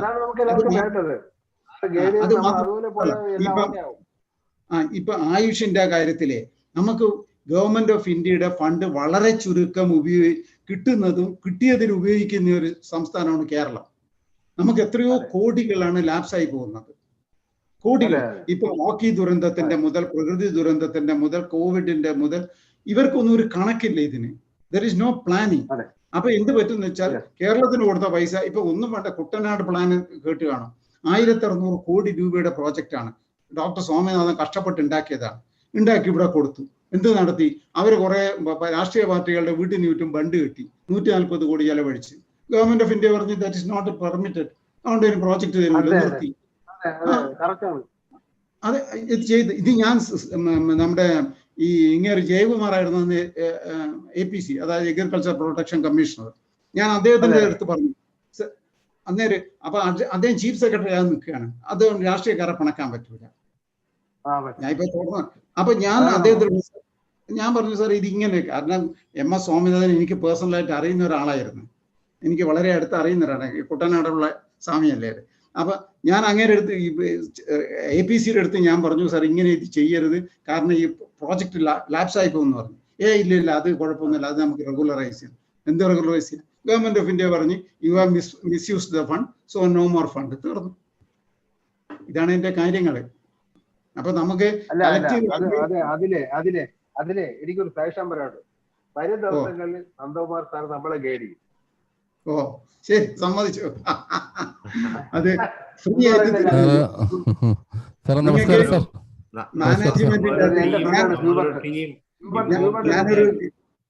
ഇമ്പോർട്ടന്റ് മെയിൻ നമ്മുടെ ഒരു അഡ്വൈസറി ബോർഡ് ഉണ്ടാക്കിയിട്ട് സാർ അതിന്റെ അകത്ത് അഡ്വൈസറി ബോർഡിൽ നമുക്ക് എന്നും അഡ്വൈസ് തരാനുണ്ടാവണം. ഞാനിത് പറയാൻ കാര്യം എന്താ വെച്ചാൽ, ഞാൻ ഒരു കാര്യം കൂടി പറയാം. ഞാൻ പൊതുവെ പോലീസ് ഓഫീസർ ആണെങ്കിലും ഒരു പക്ഷേ സിവിൽ സർവീസിൽ ഏറ്റവും അധികം ക്വാളിഫിക്കേഷൻ എടുത്ത ഒരാളാണ് ഞാൻ. MA പഠിച്ചിട്ട്, LLB പഠിച്ച്, ജേർണലിസം പഠിച്ച്, മാനേജ്മെന്റ് പഠിച്ചിട്ട്, MBA എടുത്തിട്ടുണ്ട്, ഡോക്ടറേറ്റ് എടുത്തിട്ടുണ്ട്, MSc എക്യുപങ്ചറിൽ എടുത്തിട്ടുണ്ട്, MSc യോഗ തെറാപ്പിയിൽ എടുത്തിട്ടുണ്ട്. ഇങ്ങനെ ഒരു 5-10 ഡിഗ്രി എടുത്ത ഒരാളാണ്. പഠിക്കുക എന്ന് പറയുന്നതും ഇതൊക്കെ എൻ്റെ ഒരു പാഷനാണ്. വേറെ എനിക്ക് ഇത് വലിയ കാര്യം ഞാൻ പഠിച്ചേക്കില്ല. അതെ, അല്ല ഞാൻ പറഞ്ഞു വന്നത്. സാറേ ഒരു സംശയം ചോദിച്ചോട്ടെ സാറേ? എന്താ സാറേ, ഇവിടെ നമ്മുടെ പ്ലാറ്റ്ഫോമിൽ ഞാൻ IAPHന്റെ സെക്രട്ടറിയാണ്, ഡോക്ടർ ബാബുരാജ്. സാറേ, നമ്മുടെ IAPH പ്ലാറ്റ്ഫോമിൽ വന്നിട്ട് ഒരുപാട് ഗസ്റ്റുകൾ വന്നിട്ട് ഇതുപോലെ വ്യക്തിപരമായിട്ട് നല്ല രീതിയിൽ പറയുകയും നമ്മളോട് സഹകരിക്കുകയും ഒക്കെ ചെയ്തു പോകുന്ന ഒരു ധാരാളം പേര് വന്നിട്ടുണ്ട്. അവരെല്ലാം നമുക്കൊന്ന് കൂട്ടി യോജിപ്പിച്ച് നമ്മളുടെ പ്രവർത്തനം മുന്നോട്ട് കൊണ്ടുപോകണമെന്നുള്ള താല്പര്യവുമുണ്ട്. പക്ഷെ ഈ വന്ന് പറയുന്നവരിൽ ഈ ആർക്കെങ്കിലും ഇങ്ങനെ പറയുന്നവർക്ക് ഈ അവരെല്ലാവരും കൂടെ ചേരുന്ന, ഈ പറയുന്ന ആൾക്കാരെല്ലാവരും കൂടെ ചേരുന്ന ഒരു കൂട്ടത്തിലെത്തുന്നതിന് ഇതിൽ ആർക്കെങ്കിലും ഒക്കെ വൈമുഖ്യം ഉണ്ടാകാൻ സാധ്യതയുണ്ടോ സാർ? ഒറ്റപ്പെട്ട് പറയുന്നതല്ലാതെ കൂട്ടായി പറയാൻ നമ്മളുടെ ഇത്തരം രംഗങ്ങളിലുള്ളവർക്ക്, ഇത്തരം സാമൂഹ്യ രംഗങ്ങളിലായാലും സാംസ്കാരിക രംഗങ്ങളിലായാലും ഈ താങ്കളെ പോലെയുള്ള സിവിൽ സർവീസിലും മറ്റ് സർവീസിലും ഒക്കെ ഉള്ളവരൊക്കെ വന്നിട്ട് നല്ല അഭിപ്രായമാണ് ഒറ്റയ്ക്ക് വന്ന് പറയുന്നത്. പക്ഷെ അവരെ കൂട്ടി യോജിപ്പിച്ചാൽ ഇവരിൽ ആരെങ്കിലും ഒക്കെ ചേരാതെ വരികയോ അല്ലെങ്കിൽ കൂട്ടുചേർന്ന് വരാതെ വരികയോ ചെയ്യാനുള്ള സാധ്യതയുണ്ടോ സാർ? സാർ ഇങ്ങനെ ഒരു തുറന്ന രീതിയിൽ സംസാരിച്ചത് കൊണ്ടാണ് സാറിനോട് ഇങ്ങനെ തുറന്നു ചോദിക്കുന്നത്. അതിൻ്റെ അകത്ത് എനിക്കുള്ള സജഷൻ എന്താണെന്ന് വെച്ചാൽ, നമ്മൾ ഈ ലോബിയിങ് എന്ന് പറയുന്നതിന് പകരം what we need is networking people. അതാണ് അത്യാവശ്യം. ലോബിയിങ് എന്ന് പറയുന്നത് നമ്മൾ വെയ്ഗാണ്, വി ആർ നോട്ട് ഫോക്കസ്ഡ്. നേരെ മറിച്ച് താങ്കൾ ഈ പറഞ്ഞതുപോലെ ഉള്ള ഓരോ വ്യക്തികളെയും നമ്മൾ നെറ്റ്വർക്ക് ചെയ്യണം. ഈ മീറ്റിംഗ് കഴിഞ്ഞ് അവനെ പറഞ്ഞു വിട്ടേക്കരുത്, അവനുമായിട്ട് നെറ്റ്വർക്ക് ചെയ്ത് നമ്മളെ ക്ലബിൽ ഇതിൻ്റെ അകത്ത് കൊണ്ടുവരണം ഇവരെ. അപ്പോഴേ നമുക്കൊരു കളക്റ്റീവ് ഫോഴ്സ് കിട്ടത്തുള്ളൂ ഇത് പ്രസന്റ് ചെയ്യാൻ. എല്ലാ മൂലയിലും മുക്കിലും നമുക്ക് വേണ്ടി സംസാരിക്കാൻ രണ്ടുപേരെ നമ്മൾ വെക്കണം. അത് നമ്മൾ ചെയ്യണമെങ്കിൽ we must have A good network. അപ്പൊ ഈ നെറ്റ്വർക്ക് ഹോമിയോപ്പതിയായിട്ട് ബന്ധപ്പെട്ട ഒരു നെറ്റ്വർക്ക് ഉണ്ടാക്കണം. അതിൻ്റെ അകത്ത് നമുക്ക് കൊള്ളാവുന്ന കുറേ പേരെ നമുക്ക് ചേർക്കാം. അപ്പൊ അവരൊക്കെ കൂടി കളക്റ്റീവായിട്ട് നമ്മളെ കൂടെ നിൽക്കും. അതായിരിക്കും എളുപ്പം. ലോബിയിങ് ഇസ് ഒരു വേഗ്. നെറ്റ്വർക്കിങ്ങിൽ വരുമ്പോഴത്തേക്ക് ഈ പരസ്പരം ചേരാത്തവരൊക്കെ കാണുമോ എന്നാണ് എന്റെ ഒരു സംശയം. അത് നോക്കണ്ട കാര്യമില്ല. നമ്മൾ അതായത് ബ്യൂട്ടിഫുൾ ലോബിയിങ് ഉണ്ടാക്കുക. യോജിപ്പിച്ചാൽ മതി, അങ്ങനെയല്ലേ സർ? അതെ, അത് ചെയ്യാം. അതോടുകൂടി തന്നെ നമ്മൾ ഈ നെറ്റ്വർക്ക് ചെയ്യുമ്പോൾ നമ്മൾ അതൊരു 2-3 പേര് അത് ഒരു കോർഡിനേഷനിൽ നിൽക്കണം. 2-3 പേര്, അധികം കൂടുതൽ ആളൊന്നും വേണ്ട, കോർഡിനേഷൻ നിൽക്കണം. അങ്ങനെ നിൽക്കുമ്പോൾ നമ്മളുടെ ഐഡിയാസ് പെട്ടെന്ന് സ്പ്രെഡ് ചെയ്യാൻ പറ്റും നമുക്ക്. അതാണ് അതിൻ്റെ ഒരു കാർഡിനൽ പ്രിൻസിപ്പൽ എന്ന് പറയുന്നത്. അപ്പൊ അങ്ങനെ ചെയ്യുകയാണെങ്കിൽ നമുക്ക് ഒരു പ്രശ്നമില്ല. പിന്നെ നമ്മൾ എല്ലാവരെയും തൃപ്തിപ്പെടുത്തിയിട്ട് മുന്നോട്ട് പോകാൻ പറ്റില്ല. A man who can satisfy all is set to B bone എന്നാണ്. ഒരുത്തനെയും തൃപ്തിപ്പെടുത്താൻ പറ്റില്ല. ഇപ്പൊ Mahatma Gandhi is acceptable to all people? ഇല്ല, he was shot dead. Christ was crucified. അപ്പോൾ വലിയ ആൾക്കാർക്ക് പോലും പറ്റിയില്ല. പിന്നെ നമ്മൾ നോക്കണ്ട. പക്ഷെ നമ്മൾ നോക്കേണ്ടത് മെജോറിറ്റിയാണ്. ജനാധിപത്യത്തിൽ മെജോറിറ്റി മേക്സ് അതോറിറ്റി എന്നാണ്. അപ്പൊ ജനാധിപത്യത്തെ വെക്കുമ്പോൾ കുറെ നെറ്റ്വർക്ക് ചെയ്യുമ്പോൾ ഒരു 20% പോട്ടെ, വിട്ടുപോയാലും നമുക്ക് ബാക്കി 80% കിട്ടും. That is our strength.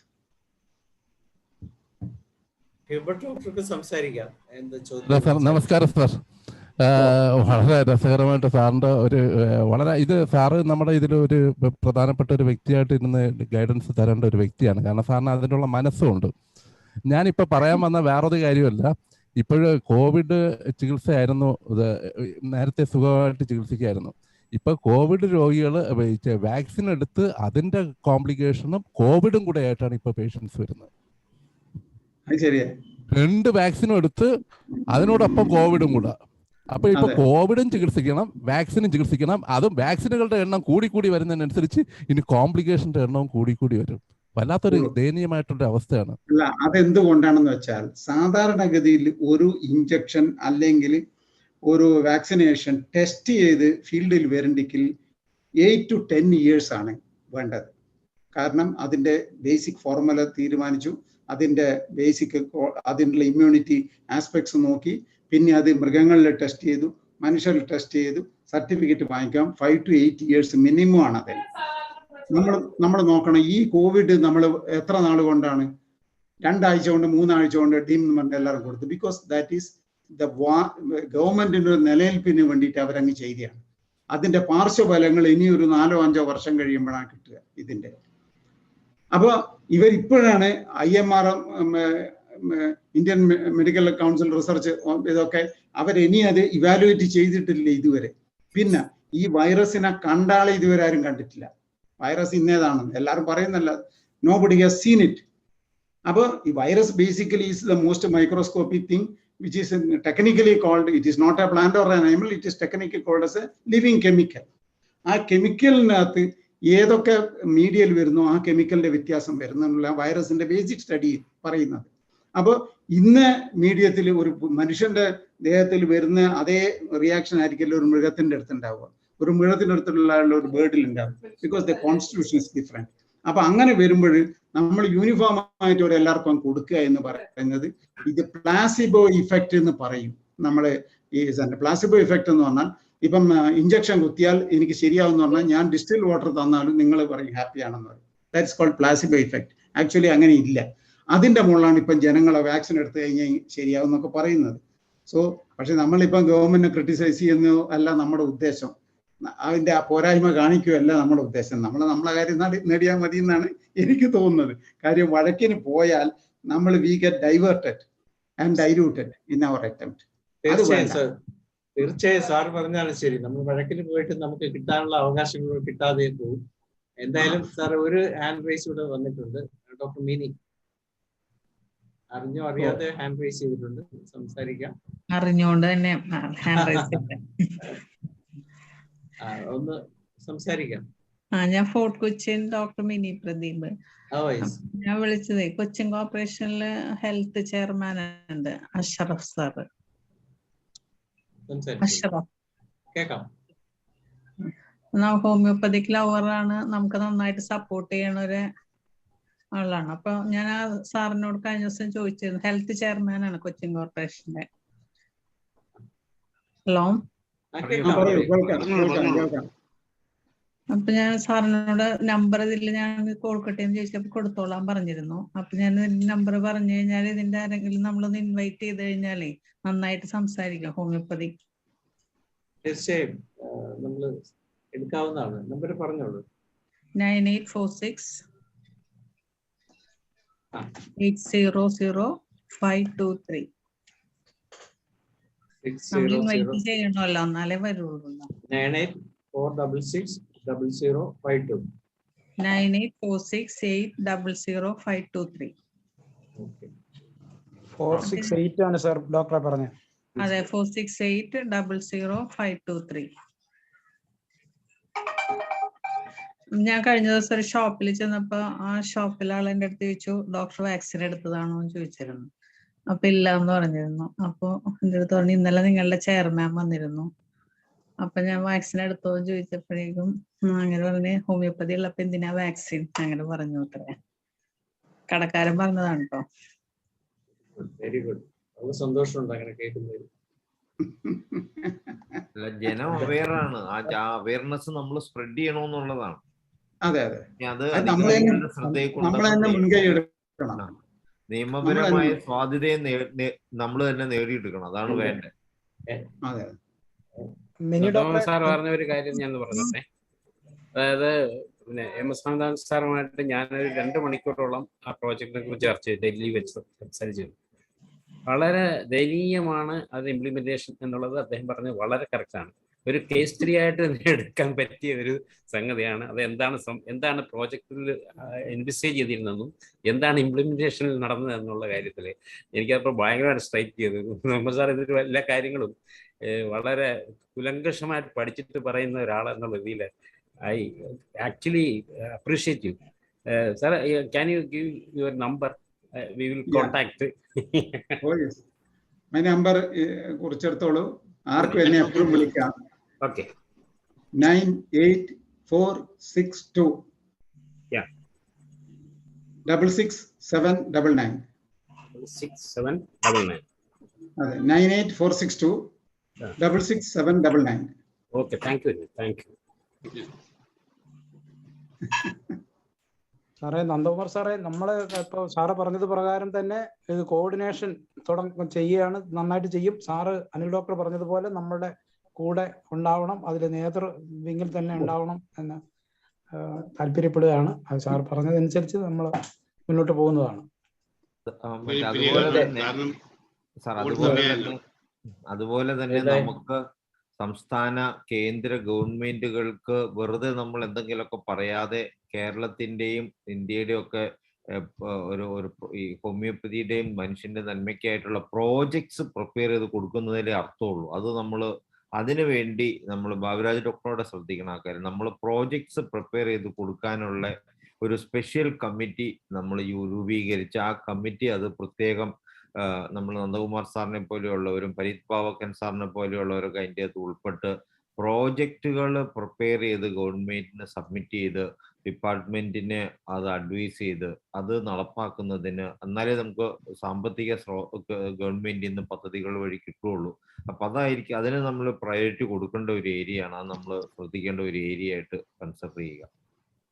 തീർച്ചയായിട്ടും അത് ചെയ്യാം. മാത്രമല്ല, ഇപ്പം നന്ദകുമാർ സാർ പറഞ്ഞതിൽ നിന്ന് ഒരു കാര്യം കൂടി ചെയ്യാം. നമ്മൾ ഇനി തിരുവനന്തപുരത്തോ മറ്റോ എന്തെങ്കിലും കാര്യങ്ങൾക്ക് മൂവ് ചെയ്യുകയാണെങ്കിൽ മന്ത്രിമാരെ കാണുന്നതിനോടൊപ്പം തന്നെ ഹെൽത്ത് സെക്രട്ടറിയോ ചീഫ് സെക്രട്ടറിയോ ഒക്കെ കാണാനും കൂടെ ശ്രമിക്കുകയും ശ്രദ്ധിക്കുകയും ചെയ്യാം. എന്തായാലും ബാബുരാജ് അതിനെല്ലാം സാറ് നമ്മളെ ഗൈഡ് ചെയ്യും. അതെ, തീർച്ചയായിട്ടും അതുപോലെ തീർച്ചയായിട്ടും. സാറേ, നമ്മളുടെ ഒരു കോർഡിനേഷൻ വാട്സപ്പ് ഗ്രൂപ്പിൽ സാറിനെ ഉൾപ്പെടുത്തുന്നതിൽ വിരോധമുണ്ടോ സാർ? ഉൾപ്പെടുത്തിക്കോട്ടെ സാർ. എനിക്ക് സന്തോഷമേ ഉള്ളൂ. നിങ്ങളുടെ എന്ത് കാര്യത്തിലും ഞാൻ നിങ്ങൾ എന്ത് കാര്യം ചെയ്യും. ഞാൻ പറയുന്നത് നമ്മൾ വെറുതെ സംസാരിക്കാതെ ഡോണ്ട് പ്രീച്ച്, പ്രാക്ടീസ്. ഇതാണ് വേണ്ടത്. Okay, thank you sir. എന്തായാലും വാടക പ്രവർത്തിക്കും എന്ന് പറയാ, പണിയെടുക്കൂ. അതെ അതെ, അതുപോലെ വളരെ വാചകം പിടിച്ചിട്ട് കാര്യമില്ല. ഒക്കെയാണ് കാര്യങ്ങൾ ചെയ്യാം. എന്തായാലും ഓരോ പഞ്ചായത്തിന്റെ അവിടെ ഓരോ വാർഡുകൾ നമ്മൾ എടുത്തിട്ട് സാർ അങ്ങനെ ഡോക്ടർമാരെ ഡെവലപ്പ് ചെയ്യാൻ പറ്റുമെങ്കിൽ നല്ല കാര്യമാണ്. നാവടക്കോ പണിയെടുക്കൂ എന്നുള്ള രീതിയിൽ മാത്രം പറഞ്ഞോളരുത് സാർ. അങ്ങനെ പറഞ്ഞാൽ നമ്മുടെ സൂം നടക്കാതെ പോകും. സെക്രട്ടറി എല്ലാ കാര്യത്തിലും നെഗറ്റീവ് കാണാതെ പോസിറ്റീവ് ആയിട്ടൊന്ന് കണ്ടുപോയി പ്ലീസ്. പറയുകയും വേണം, പ്രവർത്തിക്കുകയും വേണം. അങ്ങനെയല്ലേ സാർ? അതെ അതെ. നിങ്ങൾ ഇതൊരു കോർ കമ്മിറ്റി ഉണ്ടാക്കുക. അവിടെ നമുക്ക് നമ്മുടെ പ്രശ്നങ്ങളും നമ്മൾ എങ്ങനെ അത് കൈകാര്യം ചെയ്യണം എന്നുള്ള നമുക്കൊരു രൂപരേഖ ഉണ്ടാക്കാം, ഒരു നിസ്സാരമായിട്ട് ഉണ്ടാക്കാം. അത് നമുക്ക് ഇംപ്ലിമെന്റ് ചെയ്യാം. നമ്മളത് ജനങ്ങളുടെ ഇടയിൽ നമ്മൾ വെറുതെ മന്ത്രി MLA പറയാൻ നടന്നിട്ടൊന്നും ഒരു കാര്യമില്ല. You are wasting your time and energy. നമ്മൾ ചെയ്ത് കാണിച്ചെങ്കിൽ മാത്രമേ അവർ അംഗീകരിക്കുള്ളൂ. അല്ലെങ്കിൽ നമ്മൾ ചെന്നൊരു നിവേദനം കൊടുക്കുന്നു, അവരത് കേൾക്കുന്നു, അവിടെ ചവറ്റോട്ടെ കിടക്കുന്നു. വേറെ കാര്യമൊന്നുമില്ല ഇതിൻ്റെ അകത്ത്. അതുകൊണ്ട് നമ്മൾ അത് മാറ്റണം. നമ്മൾ വി മീൻ ബിസിനസ് എന്ന് അവർക്ക് തോന്നണം. അപ്പോഴ് ഇതെല്ലാം വോട്ട് ബാങ്കുമായിട്ട് പൊളിറ്റിക്സ് കണക്റ്റഡ് ആണ്. ഇപ്പൊ പഞ്ചായത്തുകളിൽ 10 പഞ്ചായത്ത് നമ്മൾ അഡോപ്റ്റ് ചെയ്യുന്നു. അവർ ചെയ്യുകയാണെങ്കിൽ MLA നമ്മളെ കൂടെ വന്ന് നമ്മളെ അന്വേഷിച്ച് ഇങ്ങോട്ട് വരും, മന്ത്രി നമ്മളെ അന്വേഷിച്ച് വരും. ഇതാണ് വ്യത്യാസം.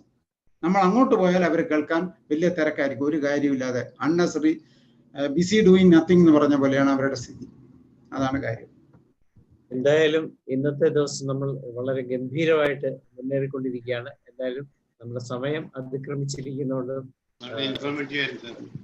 വളരെ വളരെ നല്ല, അതായത് ഇതുപോലെ അവസാനിച്ച ഒരു സെഷൻ വളരെ ചുരുക്കം ദിനങ്ങളിൽ മാത്രമാണ് ഞാൻ കിട്ടിയിട്ടുള്ളത്. അത്ര കണ്ട് സാറിന്റെ അനുഭവങ്ങളും സാറിന്റെ സമയവും സാറിന്റെ ശരീരവും മനസ്സും ഒക്കെ ഞങ്ങളോടൊപ്പം പങ്കുവെച്ചുകൊണ്ട് സാർ മുന്നേറിക്കൊണ്ടിരിക്കുകയാണ്. സാറിനെ ഇതുപോലെ തന്നെ ഇനിയും എന്നും ഞങ്ങളുടെ കൂടെ ഉണ്ടാവണം എന്നാണ് ഞങ്ങളുടെ അഭ്യർത്ഥന. എന്തായാലും ഇന്നത്തെ സെഷൻ നമുക്കിവിടെ സമാപിക്കേണ്ടതായിട്ടുണ്ട്. അതിനുവേണ്ടി ഓട്ടോ താങ്ക്സ് പറയുന്നതിനായിട്ട് നമ്മുടെ തന്നെ ട്രഷററായ അനിൽകുമാർ ഡോക്ടറെ വിളിക്കുകയാണ്. Kumar doctor, auto thanks. നമസ്കാരം സാർ. ഞാൻ ക്ഷണിക്കാൻ പറ്റില്ല, സാറുമായിട്ട് ഞാൻ അത്രയും അടുപ്പമുള്ള ആളാണ്. എന്തായാലും നമ്മുടെ IFPHന്റെ ക്ഷണം സ്വീകരിച്ച് നമുക്ക് വളരെ നല്ലൊരു ഉപദേശം തന്ന സാറിനടുത്ത് എങ്ങനെ നന്ദി വാക്ക് പറയണമെന്ന് എനിക്ക് അറിഞ്ഞുകൂടാ. അപ്പൊ സാറ് നമ്മുടെ ലീഡറായിട്ട് വന്ന് എല്ലാ അഡ്വൈസ് തരണമെന്നാണ് എന്റെ അഭിപ്രായം. സാറ് സ്വീകരിക്കുമെന്ന് ഞാൻ പ്രതീക്ഷിക്കുന്നു. IFPHന്റെ നന്ദി പറഞ്ഞു. നമ്മള് സ്റ്റിയറിംഗ് കമ്മിറ്റി ഉണ്ടാക്കിയ പോലെ കമ്മിറ്റി കൂടെ ഉണ്ടാക്കണം. Technical committee, coordination committee, promoters coordination committee. Sir ഏറ്റുവരുന്നല്ലോ, സാർ അതിൽ വരാമെന്നും ഏറ്റുവന്നല്ലോ. നമ്മുടെ 2 നന്ദകുമാർ സാറും, അതില് നന്ദകുമാർ IPS ആണ് ഏറ്റവും മുമ്പില്. സാറിന്റെ ഓരോ അഭിപ്രായങ്ങളും നമ്മൾ സ്വരൂപിച്ചുകൊണ്ട് മുമ്പിലോട്ട് പോകും. വളരെ നന്ദി sir. Thank you very much. Good night. Thank you sir. Good night. അങ്ങനെ ശുഭരാത്രി നേരുന്നു. Thank you sir. ശുഭരാത്രി. Bye bye. Thank you. Good day and night. ഏബലേ നിർത്തി.